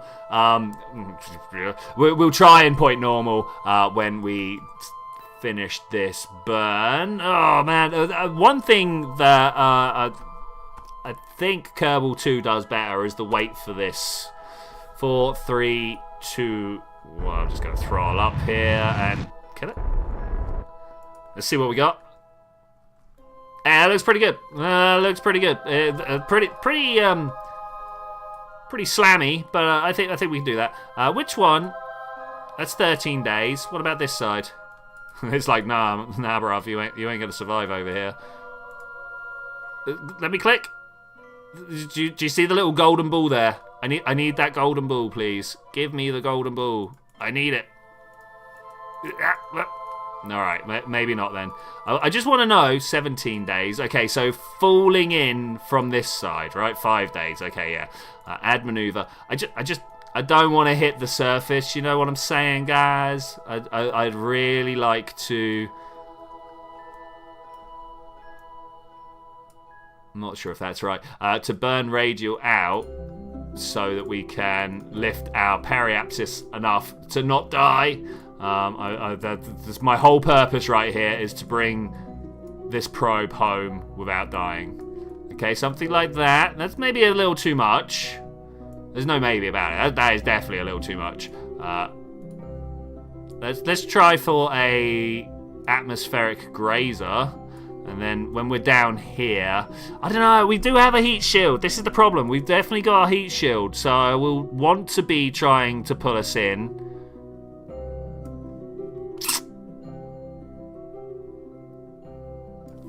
Let's go with 50 for now. And I'll try and slow. Gilly for future comms now. I love it. We'll go with Gilly. Titan sub around 400 bar. Okay, thank you for the reference point, Cybertalker. All about it. So that's only 4 times more than the surface pressure of Venus. Only. Okay, I guess from here. Wait, where is? There we go. Just gonna do one of these. We're gonna punch our way back through the sphere of it. Oh, it rearranged me. Changed which way is up and which way is down. How dared I? How dared I? That's the moon, right? There's Minmus over there. Whee! All about it. All about it. It's my favourite little lump of ice cream. I have to confess. I have to confess. We must be coming in a weird... Oh no, of course, Minmus is actually quite wildly inclined as well. Can anyone remember 27 degrees, something like that? I can't remember exactly what Minmus's inclination is, but I do remember it's not nothing. Not nothing.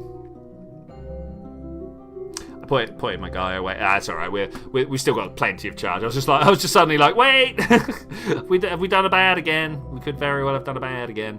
Okay, so is that really the direction I wanted to point? I don't know. It feels a bit weird, guys. Feels a bit weird. I felt like, so we must be upside down and falling, because like from here I feel like I'm falling from the wrong side. We must be... I feel like I'm falling down this way. Alright, well, anyway, enough how I feel. Let's try and make this actually work. I'm gonna get rid of that. We don't need that. I just need to know roughly at what point it would be relatively efficient to be doing this from. It's the only reason I actually ever set up maneuver nodes. I'm gonna get to about here, and then just burn retrograde. I got 300. Oh man, this is gonna be fast and hot, and we're gonna lose this. I'm so sad already. It's not even happened, and I'm already. What do they call it when you're sad for something that's not happened yet?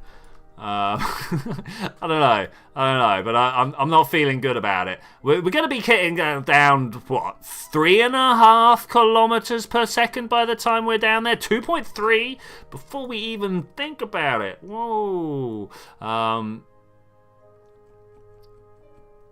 Man, crazy.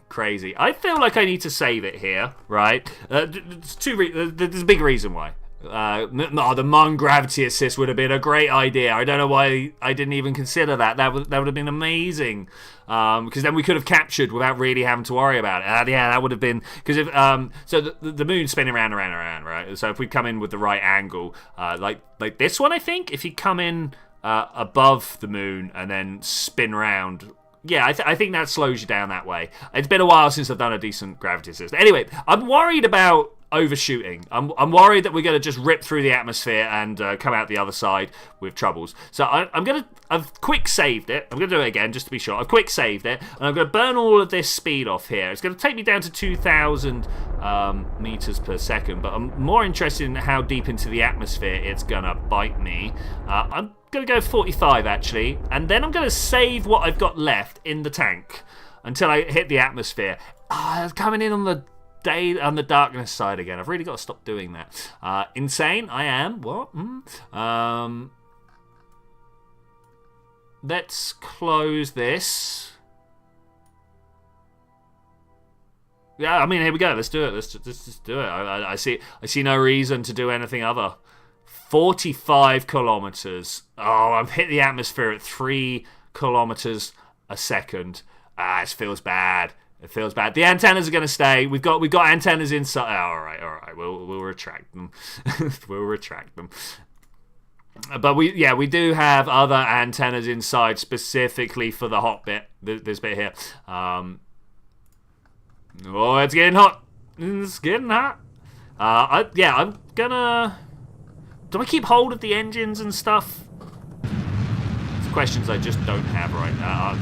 Questions I don't have answers to right now. I want to do what I did with the other one, actually. Do this, throw that down, and then turn back. Okay, so far so good. Hopefully that's just going to stay away from me. Stay away from me! Check the map. Oh, I mean, we've definitely captured, so that's good. No matter what, we are coming home. In fact, I think at this point I'd prefer to take it nice and slow. But, you know, however this works is how this works. That's what I was worried about. Why? How? Every time. Every time. I just don't get it. Why is the Science Junior so fragile? What's exploding now? Oh, was that... I know what that was. Oh, no. Oh, no. I've got one drogue chute left, I think. 2 drogue chutes left. Okay, that's interesting. No! Oh, I'm losing control. Get back. Get back. Get back.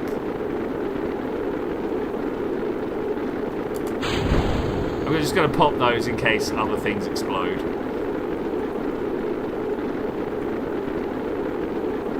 Oh, I should have known better. I mean, you know, that's the ways things happen. Now, the question is, what speed are the drogue chutes going to slow me down to? I am very small and very light. But is it going to do enough? I don't know. We might be sending a Kerbal. What do you reckon, guys? Are we sending a Kerbal out?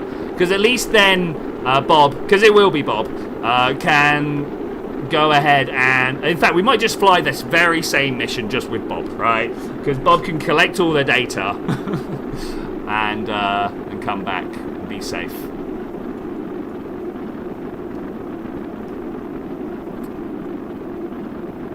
I feel like right now we're about to witness what happened. Why drogue chutes are not used for every stage of spaceflight. 2 kilometers still traveling at 40 kilometers up, moving 2 kilometers a second. It's quite fast. It's quite fast. We are definitely slowing down though. 1.9 kilometers. I feel like we could just leave this tumbling now. If you repeat the experiment and the mission, you can use a gravity assist on the outgoing part and return. I'm not sure about the outgoing part, as I say, because I don't know how well I find I can tune that. But definitely on the incoming part, we can definitely make that work a lot better. Okay, drogue shoots away. Drogue shoots away. There we go. Alright, cool. We're probably not going to get much less than 100 meters per second, unfortunately, which is going to be a problem.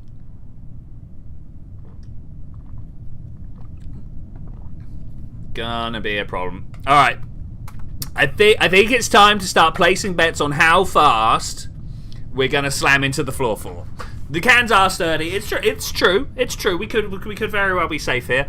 I think we're gonna bounce, slam, or whatever at about 45 meters per second. I'm looking at the speed that we're at now. Yeah, I think maybe 45 meters per second. What do you guys think? 65 and a survive? Okay, that's cool. I'm down for that. Kachofka, bye-bye, mate. It was good to see you. Good to see you. I've heard that there's a comet, Japanese covered, be seen on September for a couple of days. I mean, that would be nice. That would be nice.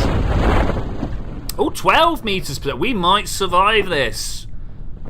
We might. I can't remember what the impact tolerance is on the service bay. I mean, if we come over here, if I go service bay into the wiki, let's have a look. Let's see what it's doing for us. Max temperature tolerance. 14 meters per second. Hey, we're gonna be all right. We're gonna be fine. It's gonna be good. It's gonna be good. I hope. 11 meters per second into the water though. Into the water.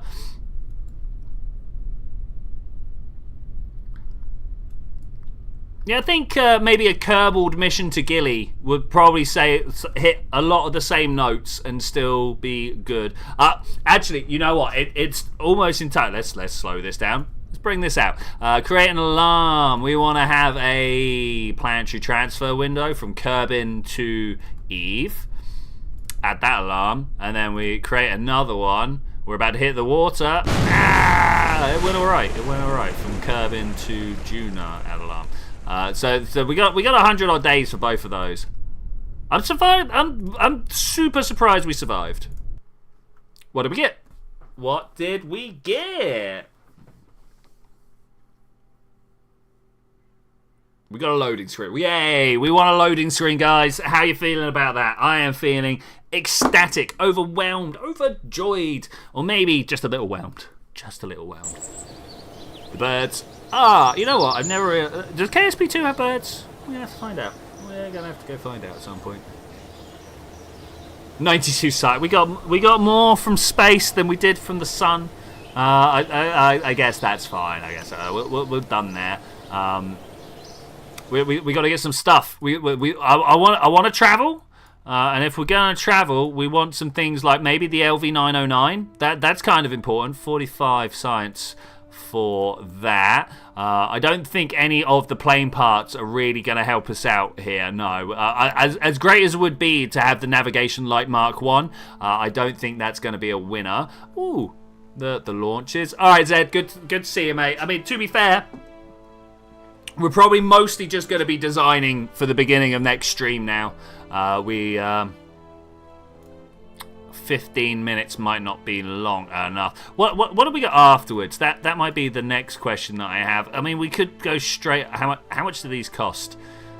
90.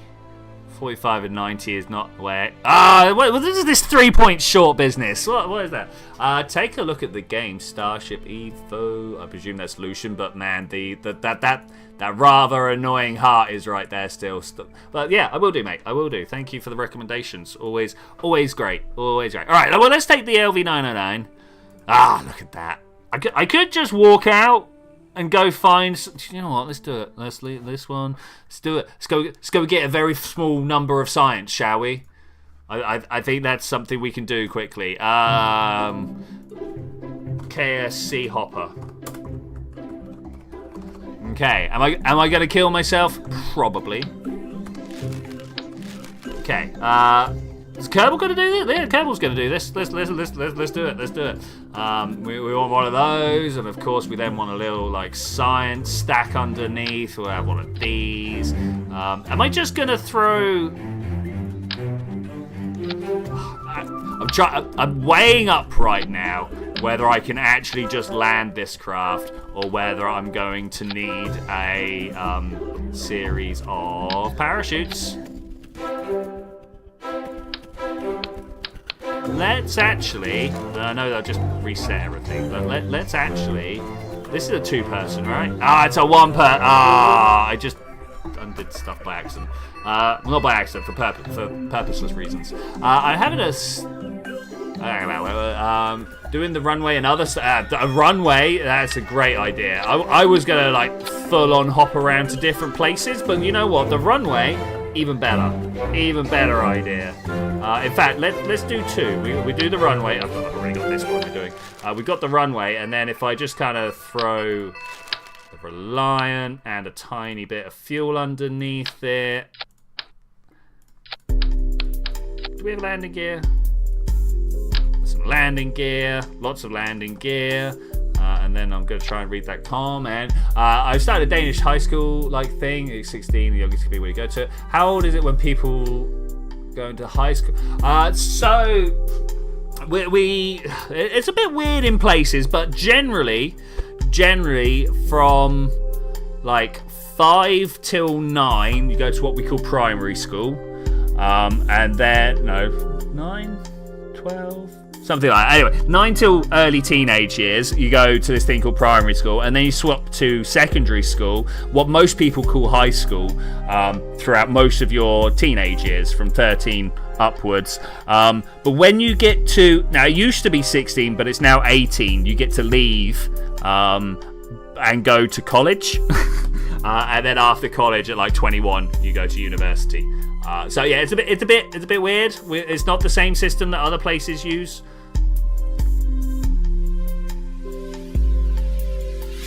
But it does us. It does us. Okay, all right, that's good. We can take off and land. And we're going. Can I? It won't let me launch from. No, it won't let me launch from over there. I've got to literally switch editor and just. I don't know. The runway sounds good. Let's do it.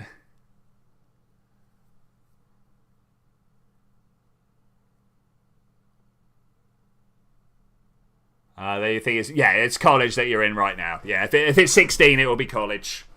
We have this thing called sixth form, which is a bit weird because fifth form isn't really the last year of school, but that's also a college thing. Jeb. Yeah, get out of there! Oh, yeah. I forgot. Get out of here. That's another thing KSP2 does a lot better. It doesn't put Jeb straight in the seat straight away.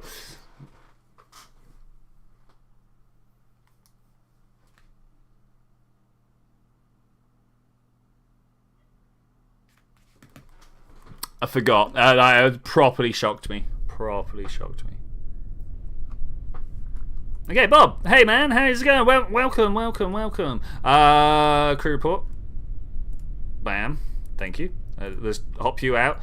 We got EVA and surface. Take both of those. Thank you. Log pressure. Take data. Thank you. Log temperature. Take data. Thank you. Didn't want to do that again, but we'll take it again, whatever. And observe and collect and then restore. Thank you. And bottom one here. Okay, there we go. It took a few more extra clicks, but we got all of that done. I did get the surface sample, didn't I? Right, yeah, cool. Take the data and in we go. It's fine. That's fine. All right, where do you think we're going to try and crash into? If I can land on top of the VAB, I will be ecstatic. I wouldn't expect too much though. Which way do I want to fall? What's backwards? That way, and then that way. All right. Okay, I know where I'm going. 3, 2, 1. Go! Whoa! Hang about, mate. No, I tried to stop it. Alright, well, I guess we're stopping here. That's how you stop. Whoa, easy.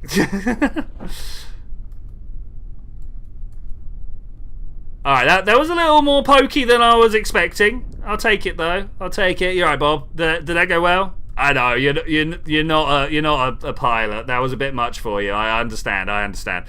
Crew report, grab that. Then we get back out. Oh, yeah, that's nice. Take the data, observe, collect, and restore. Observe, collect, and restore. Okay, this should now be all the data we need for the immediate future, EVA and surface sample. Okay. What do we get? There's only going to be like 30, 40, but I only needed 3. So, yeah, that's all good, right? That's all we need. That's all we need, hopefully.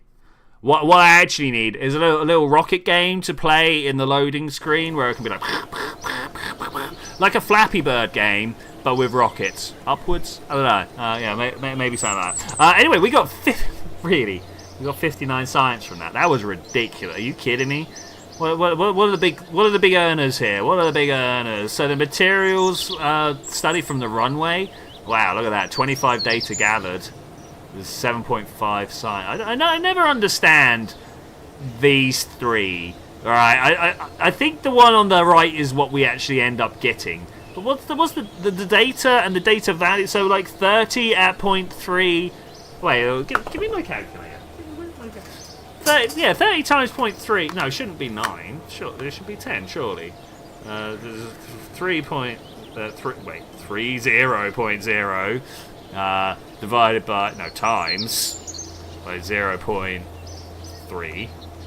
Oh, no, alright, my mental maths is broken. Yeah, that gives that. Okay, so the data you get, you times by the value to get the amount of science you get. Which I'm guessing the data value goes up when it's in the science lab. Yes, indeed. All right, Guinea. Oh, I didn't go to the R&D. I was like, yeah, I got the science. That's good enough. No, it's not good enough. We need to go and unlock stuff. If I could design a planetary protection system, I would call it Pac-Man, and the asteroids would be the small asteroids. That's nice. That's nice. Yeah, it'd be nice. Waka waka waka. Yeah, that'd be great. Okay, so what was I looking to actually purchase right here? Well, the Poodle, the Skipper. Oh, there's no actual mainsail though. But look at the size of that. Look at the size of that. Is that really what? Like, fuel ducts might be more important than anything else, and we also get that large tank there. And I think so. I think that's what we're going for. All right. Okay. We need to now make an Eve-capable craft. Oh, and the asteroids would be the ghosts. All right, I got you. Bam, got you. This Delta V map, we're going to Gilly. 5,000 to land, and then we want to come back as well. But 5,000 to get to Gilly. In particular, the number I want to know is for a Gilly lander. Want about 1,000 delts. Okay, so we're going to start with that. We're going to start with the science craft that's going to land at Gilly. I mean, is this coming back from Gilly? I would like it to, but I don't. Wow. Oh, look at all the fuel tanks we've got here. Look at it. Oh, put this one on here like this. I feel like this is actually for middle. Wait. I didn't get the Poodle, so we can't be using that. What's the largest engine I've got right now? The Swifts. Okay, all right. That's interesting. We could definitely do something with this as well. But we'll come back. We need to think about a couple of things. Like this is obviously coming home, right? I think that's a must. What I'd like to do, and I've never figured out how I'm going to actually do it, but what I'd like to do is make a tiny little craft in the middle. I say a tiny little. I'd like to make a craft in the middle capable of maybe landing and returning from Gilly, but then sit that on top of a lander that is capable with all the science. That's got all the science on it, right? And that would be all we need, right? Like for this here and have ourselves. I mean, what have we got? 374 delts. We could probably do a little bit better than that. Especially as we're going to need 1,500, should we say, to get back to Kerbin? Let's say 2,000. If I could put 2,000 Delta V in this stack right here, that's coming home from Gilly. I don't think that fuel tank's big enough. I think we might just have to. I mean, do we go straight to that, or are we on this one? What's this got for us? That's got 600. Okay. Then we go for a bunch of these. Everybody loves my little donut tanks that we get on the go here. That's the same. Do I want to go the same size? I was going to use the next one down.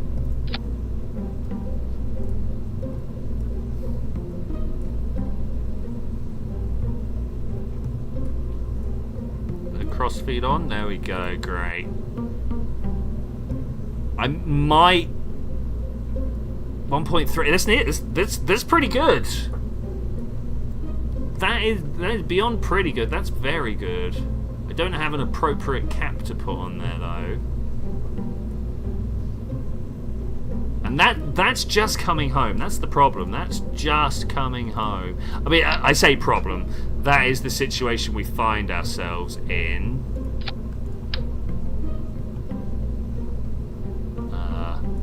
Can I put this here?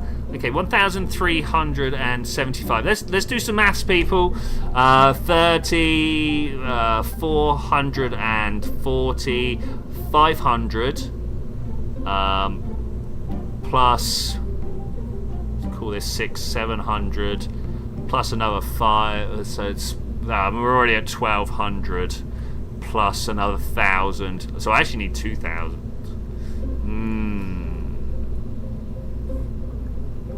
Because what I really want to do is leave it on the Moho lander. Yeah. The problem is there's not enough fuel here. This will not get me home. I cannot use this because I then wanted to put like where have we got?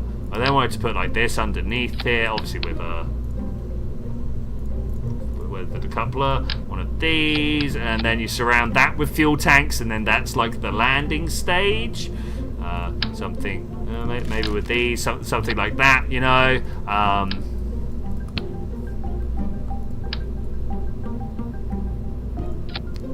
Like this. Like this is what I'm thinking. Whether it's going to be a fully flesh-outable design, and then like this lands on Gilly, right? You see what I'm saying? This lands on Gilly, and we have a launch going. I think this might work. I just need to get the rest of the stuff on there. Payload here. How do I sneak a tiny little bit more fuel on here? I mean, it's tempted with this. You know what I'm saying? But I don't know whether that's even a winner.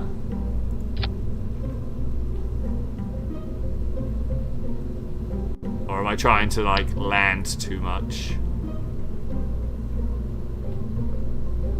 I mean, this is obviously flying well, right?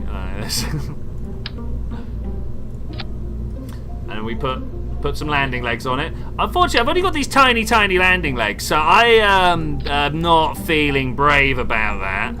But we'll see. We'll see. Let's straighten that up like that. Okay, that's. I mean, that's a design. Giddy, go. Yeah, there we go. Save that. Brilliant. What is even going on here? So that's a no. That wants to go up there. This and this needs to pop after that. I've got a feeling now, because of a whole bunch of restructuring here, we're going to end up with actually much more fuel than we realised. This also needs to be cross-fed. Oh no. Oh, actually it doesn't.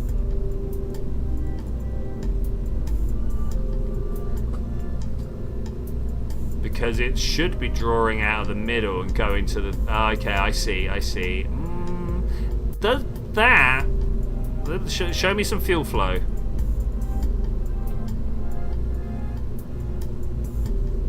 Wow, that's a mess.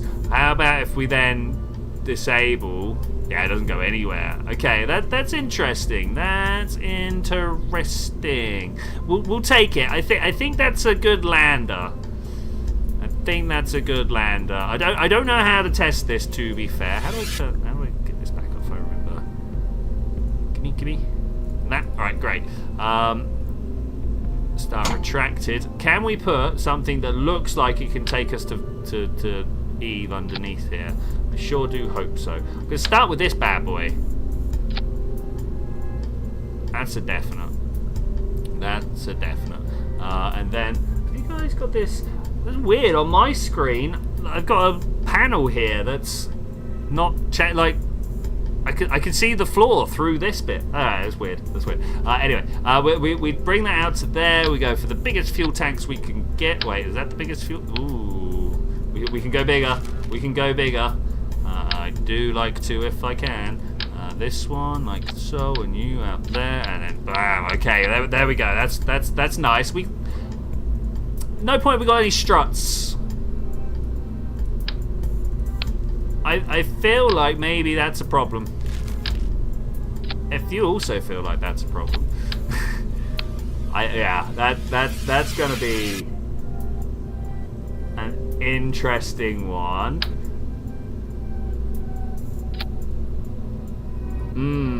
What's the to-weight ratio with a bunch of reliance around the outside? Just out of interest, I would like to know this. Is it the delta V? I've forgotten where we find to-weight ratio in here. So, somewhere there should be the equivalent of an engineer. There we go. Engineers report parts mass. No?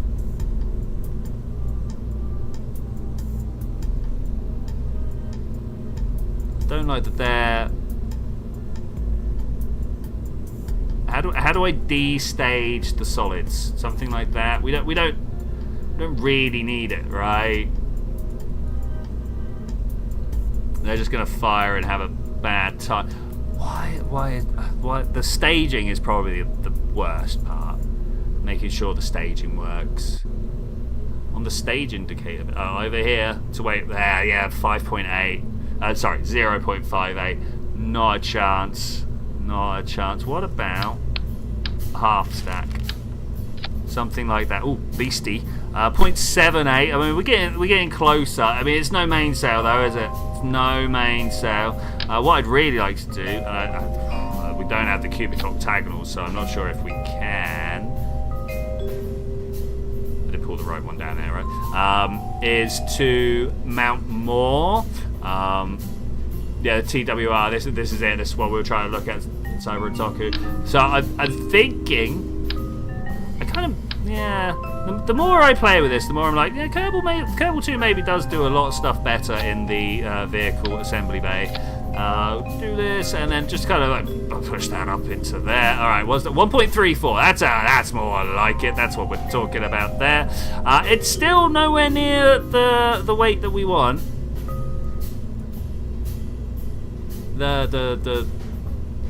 Oh, I can't see what. Oh, that's a 4. So you know how I was saying I've got this panel here that's not updating. It's just left a 1 on my screen forever. So I've got to look over at my stream and see 4.66. Okay, I mean that's getting on for the right. 3.5, 4. Oh, it's getting on for the right. If I then put a bunch of these on the outsides, are we then even more getting on for the right amount? Look at the stumpiness of it. I kind of like it. It's a big boy. I believe Istro call their craft the Fat Boy. So I mean, good company, right? Good company. What has happened here with the staging? You go up,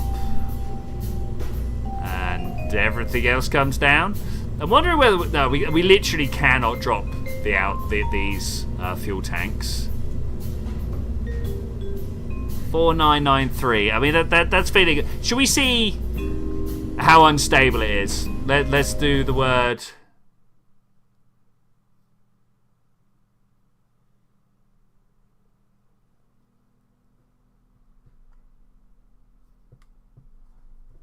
I mean, this is blatantly gonna just like rip itself apart from its nose cone, right?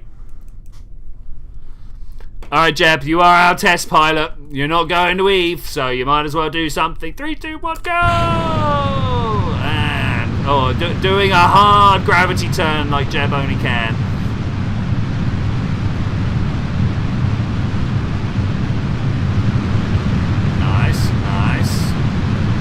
Solids are the ones to watch. Those ones were out of fuel from the word go, specifically.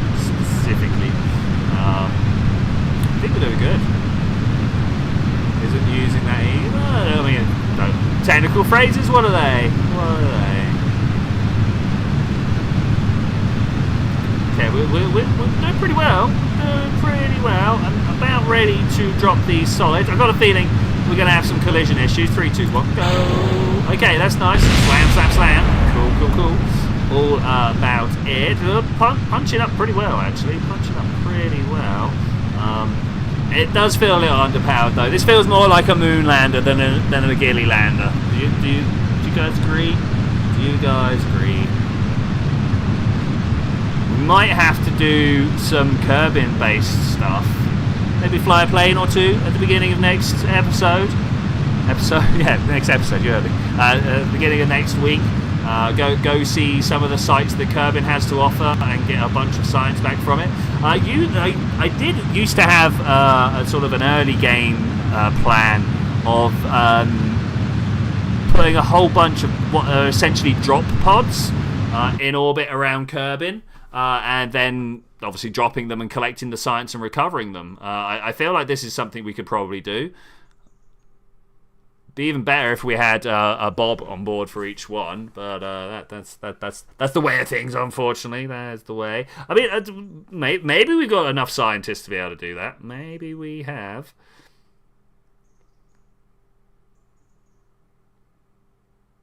So, what do we need to be in orbit with for this to work? We need to be in orbit with 1.5, 2,000 delts on the bottom stage.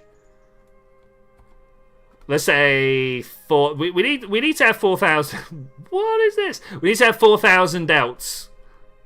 Is that really right? 700. If that's true, that's amazing. But we need to have about 4,000 delta V for us to be able, when we get into orbit, for us to be able to go to Gilly and back. And if that's right, we're then going to bring these guys home and be like, yay, we did our Arsenal squad. Well, that does essentially be... I really need to start looking sideways more often. Yeah, we're not... Yeah, I know, this is rubbish. This is beyond rubbish. Look at this stage here. Wait. That's this... So, this is way over spec. Yeah. Okay, I think we can safely say this is not the plan.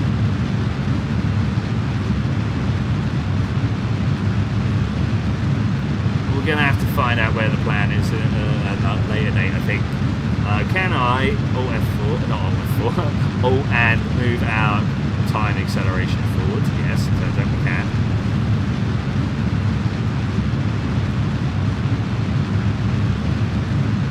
Okay, so we've got enough fuel. It's just in the wrong places. Is really all we can say here. We've got enough fuel. It's distributed wrong. I'm down for that. Okay, I'm going to now just crash this guy, I think. Well, I mean, not crash, because I do intend to bring Jebediah back. I'm not really looking to kill all my Kerbals yet. Let's drop... Hopefully the parachutes here. Okay, that's good. I'm hoping that we actually go all the way around the planet and end up back on the light side. That's my hope here. That is my hope. Poor Jebediah, just spinning around. I say poor Jeb. Who really cares about Jeb that much? Do you want to burn radial out for a second? Let's do it. Let's let's try and raise that periaps just a little bit. Actually, no, I've changed my mind because I want to make it over towards sunrise, right? But actually, I think we should be doing it anyway. I think that should be fine anyway. Let's accelerate our way through and see how it's going. Coffee's hand slipped and hit the red abort button and blows up Jeb. It could be. Oh, hello, there's Moho. We should totally try and send a probe to Moho. Well, now that we've got the fuel flow and stuff like that, it really shouldn't be that hard to send some good science missions out. I think actually, rather than send... Oh, did we send... Because sending Kerbals are difficult, right? But we could send a bunch of robots out and then do the Kerbal mission afterwards. Feel free to give me your feedback on that. What would you like to see? You know, what would you like to see?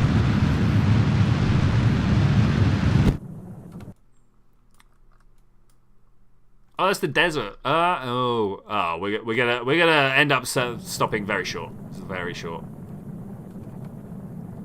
I'm kind of okay with that. Got all of the parachutes already primed.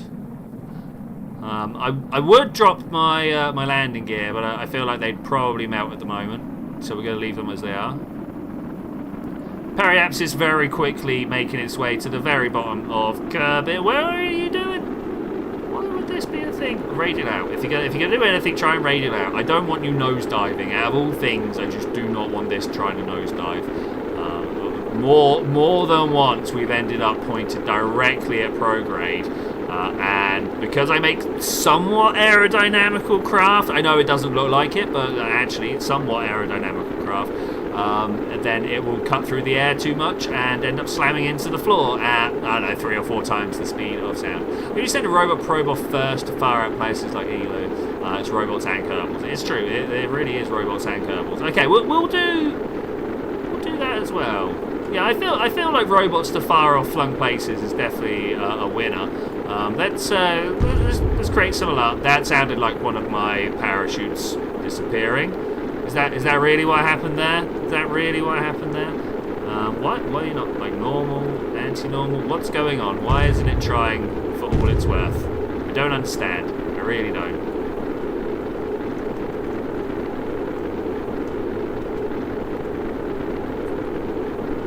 Don't want to drop too much. That's good.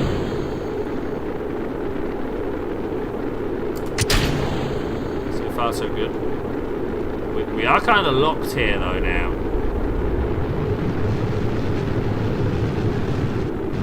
Am I actually going to kill Jeb? I was not planning on it.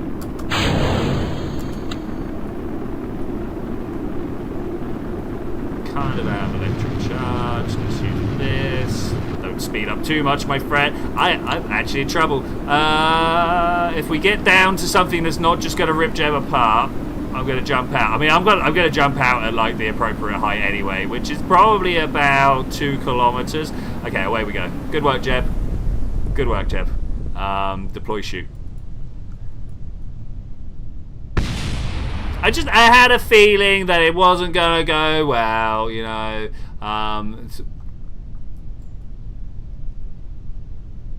I had a feeling. Now, who is going to come and pick this boy up now?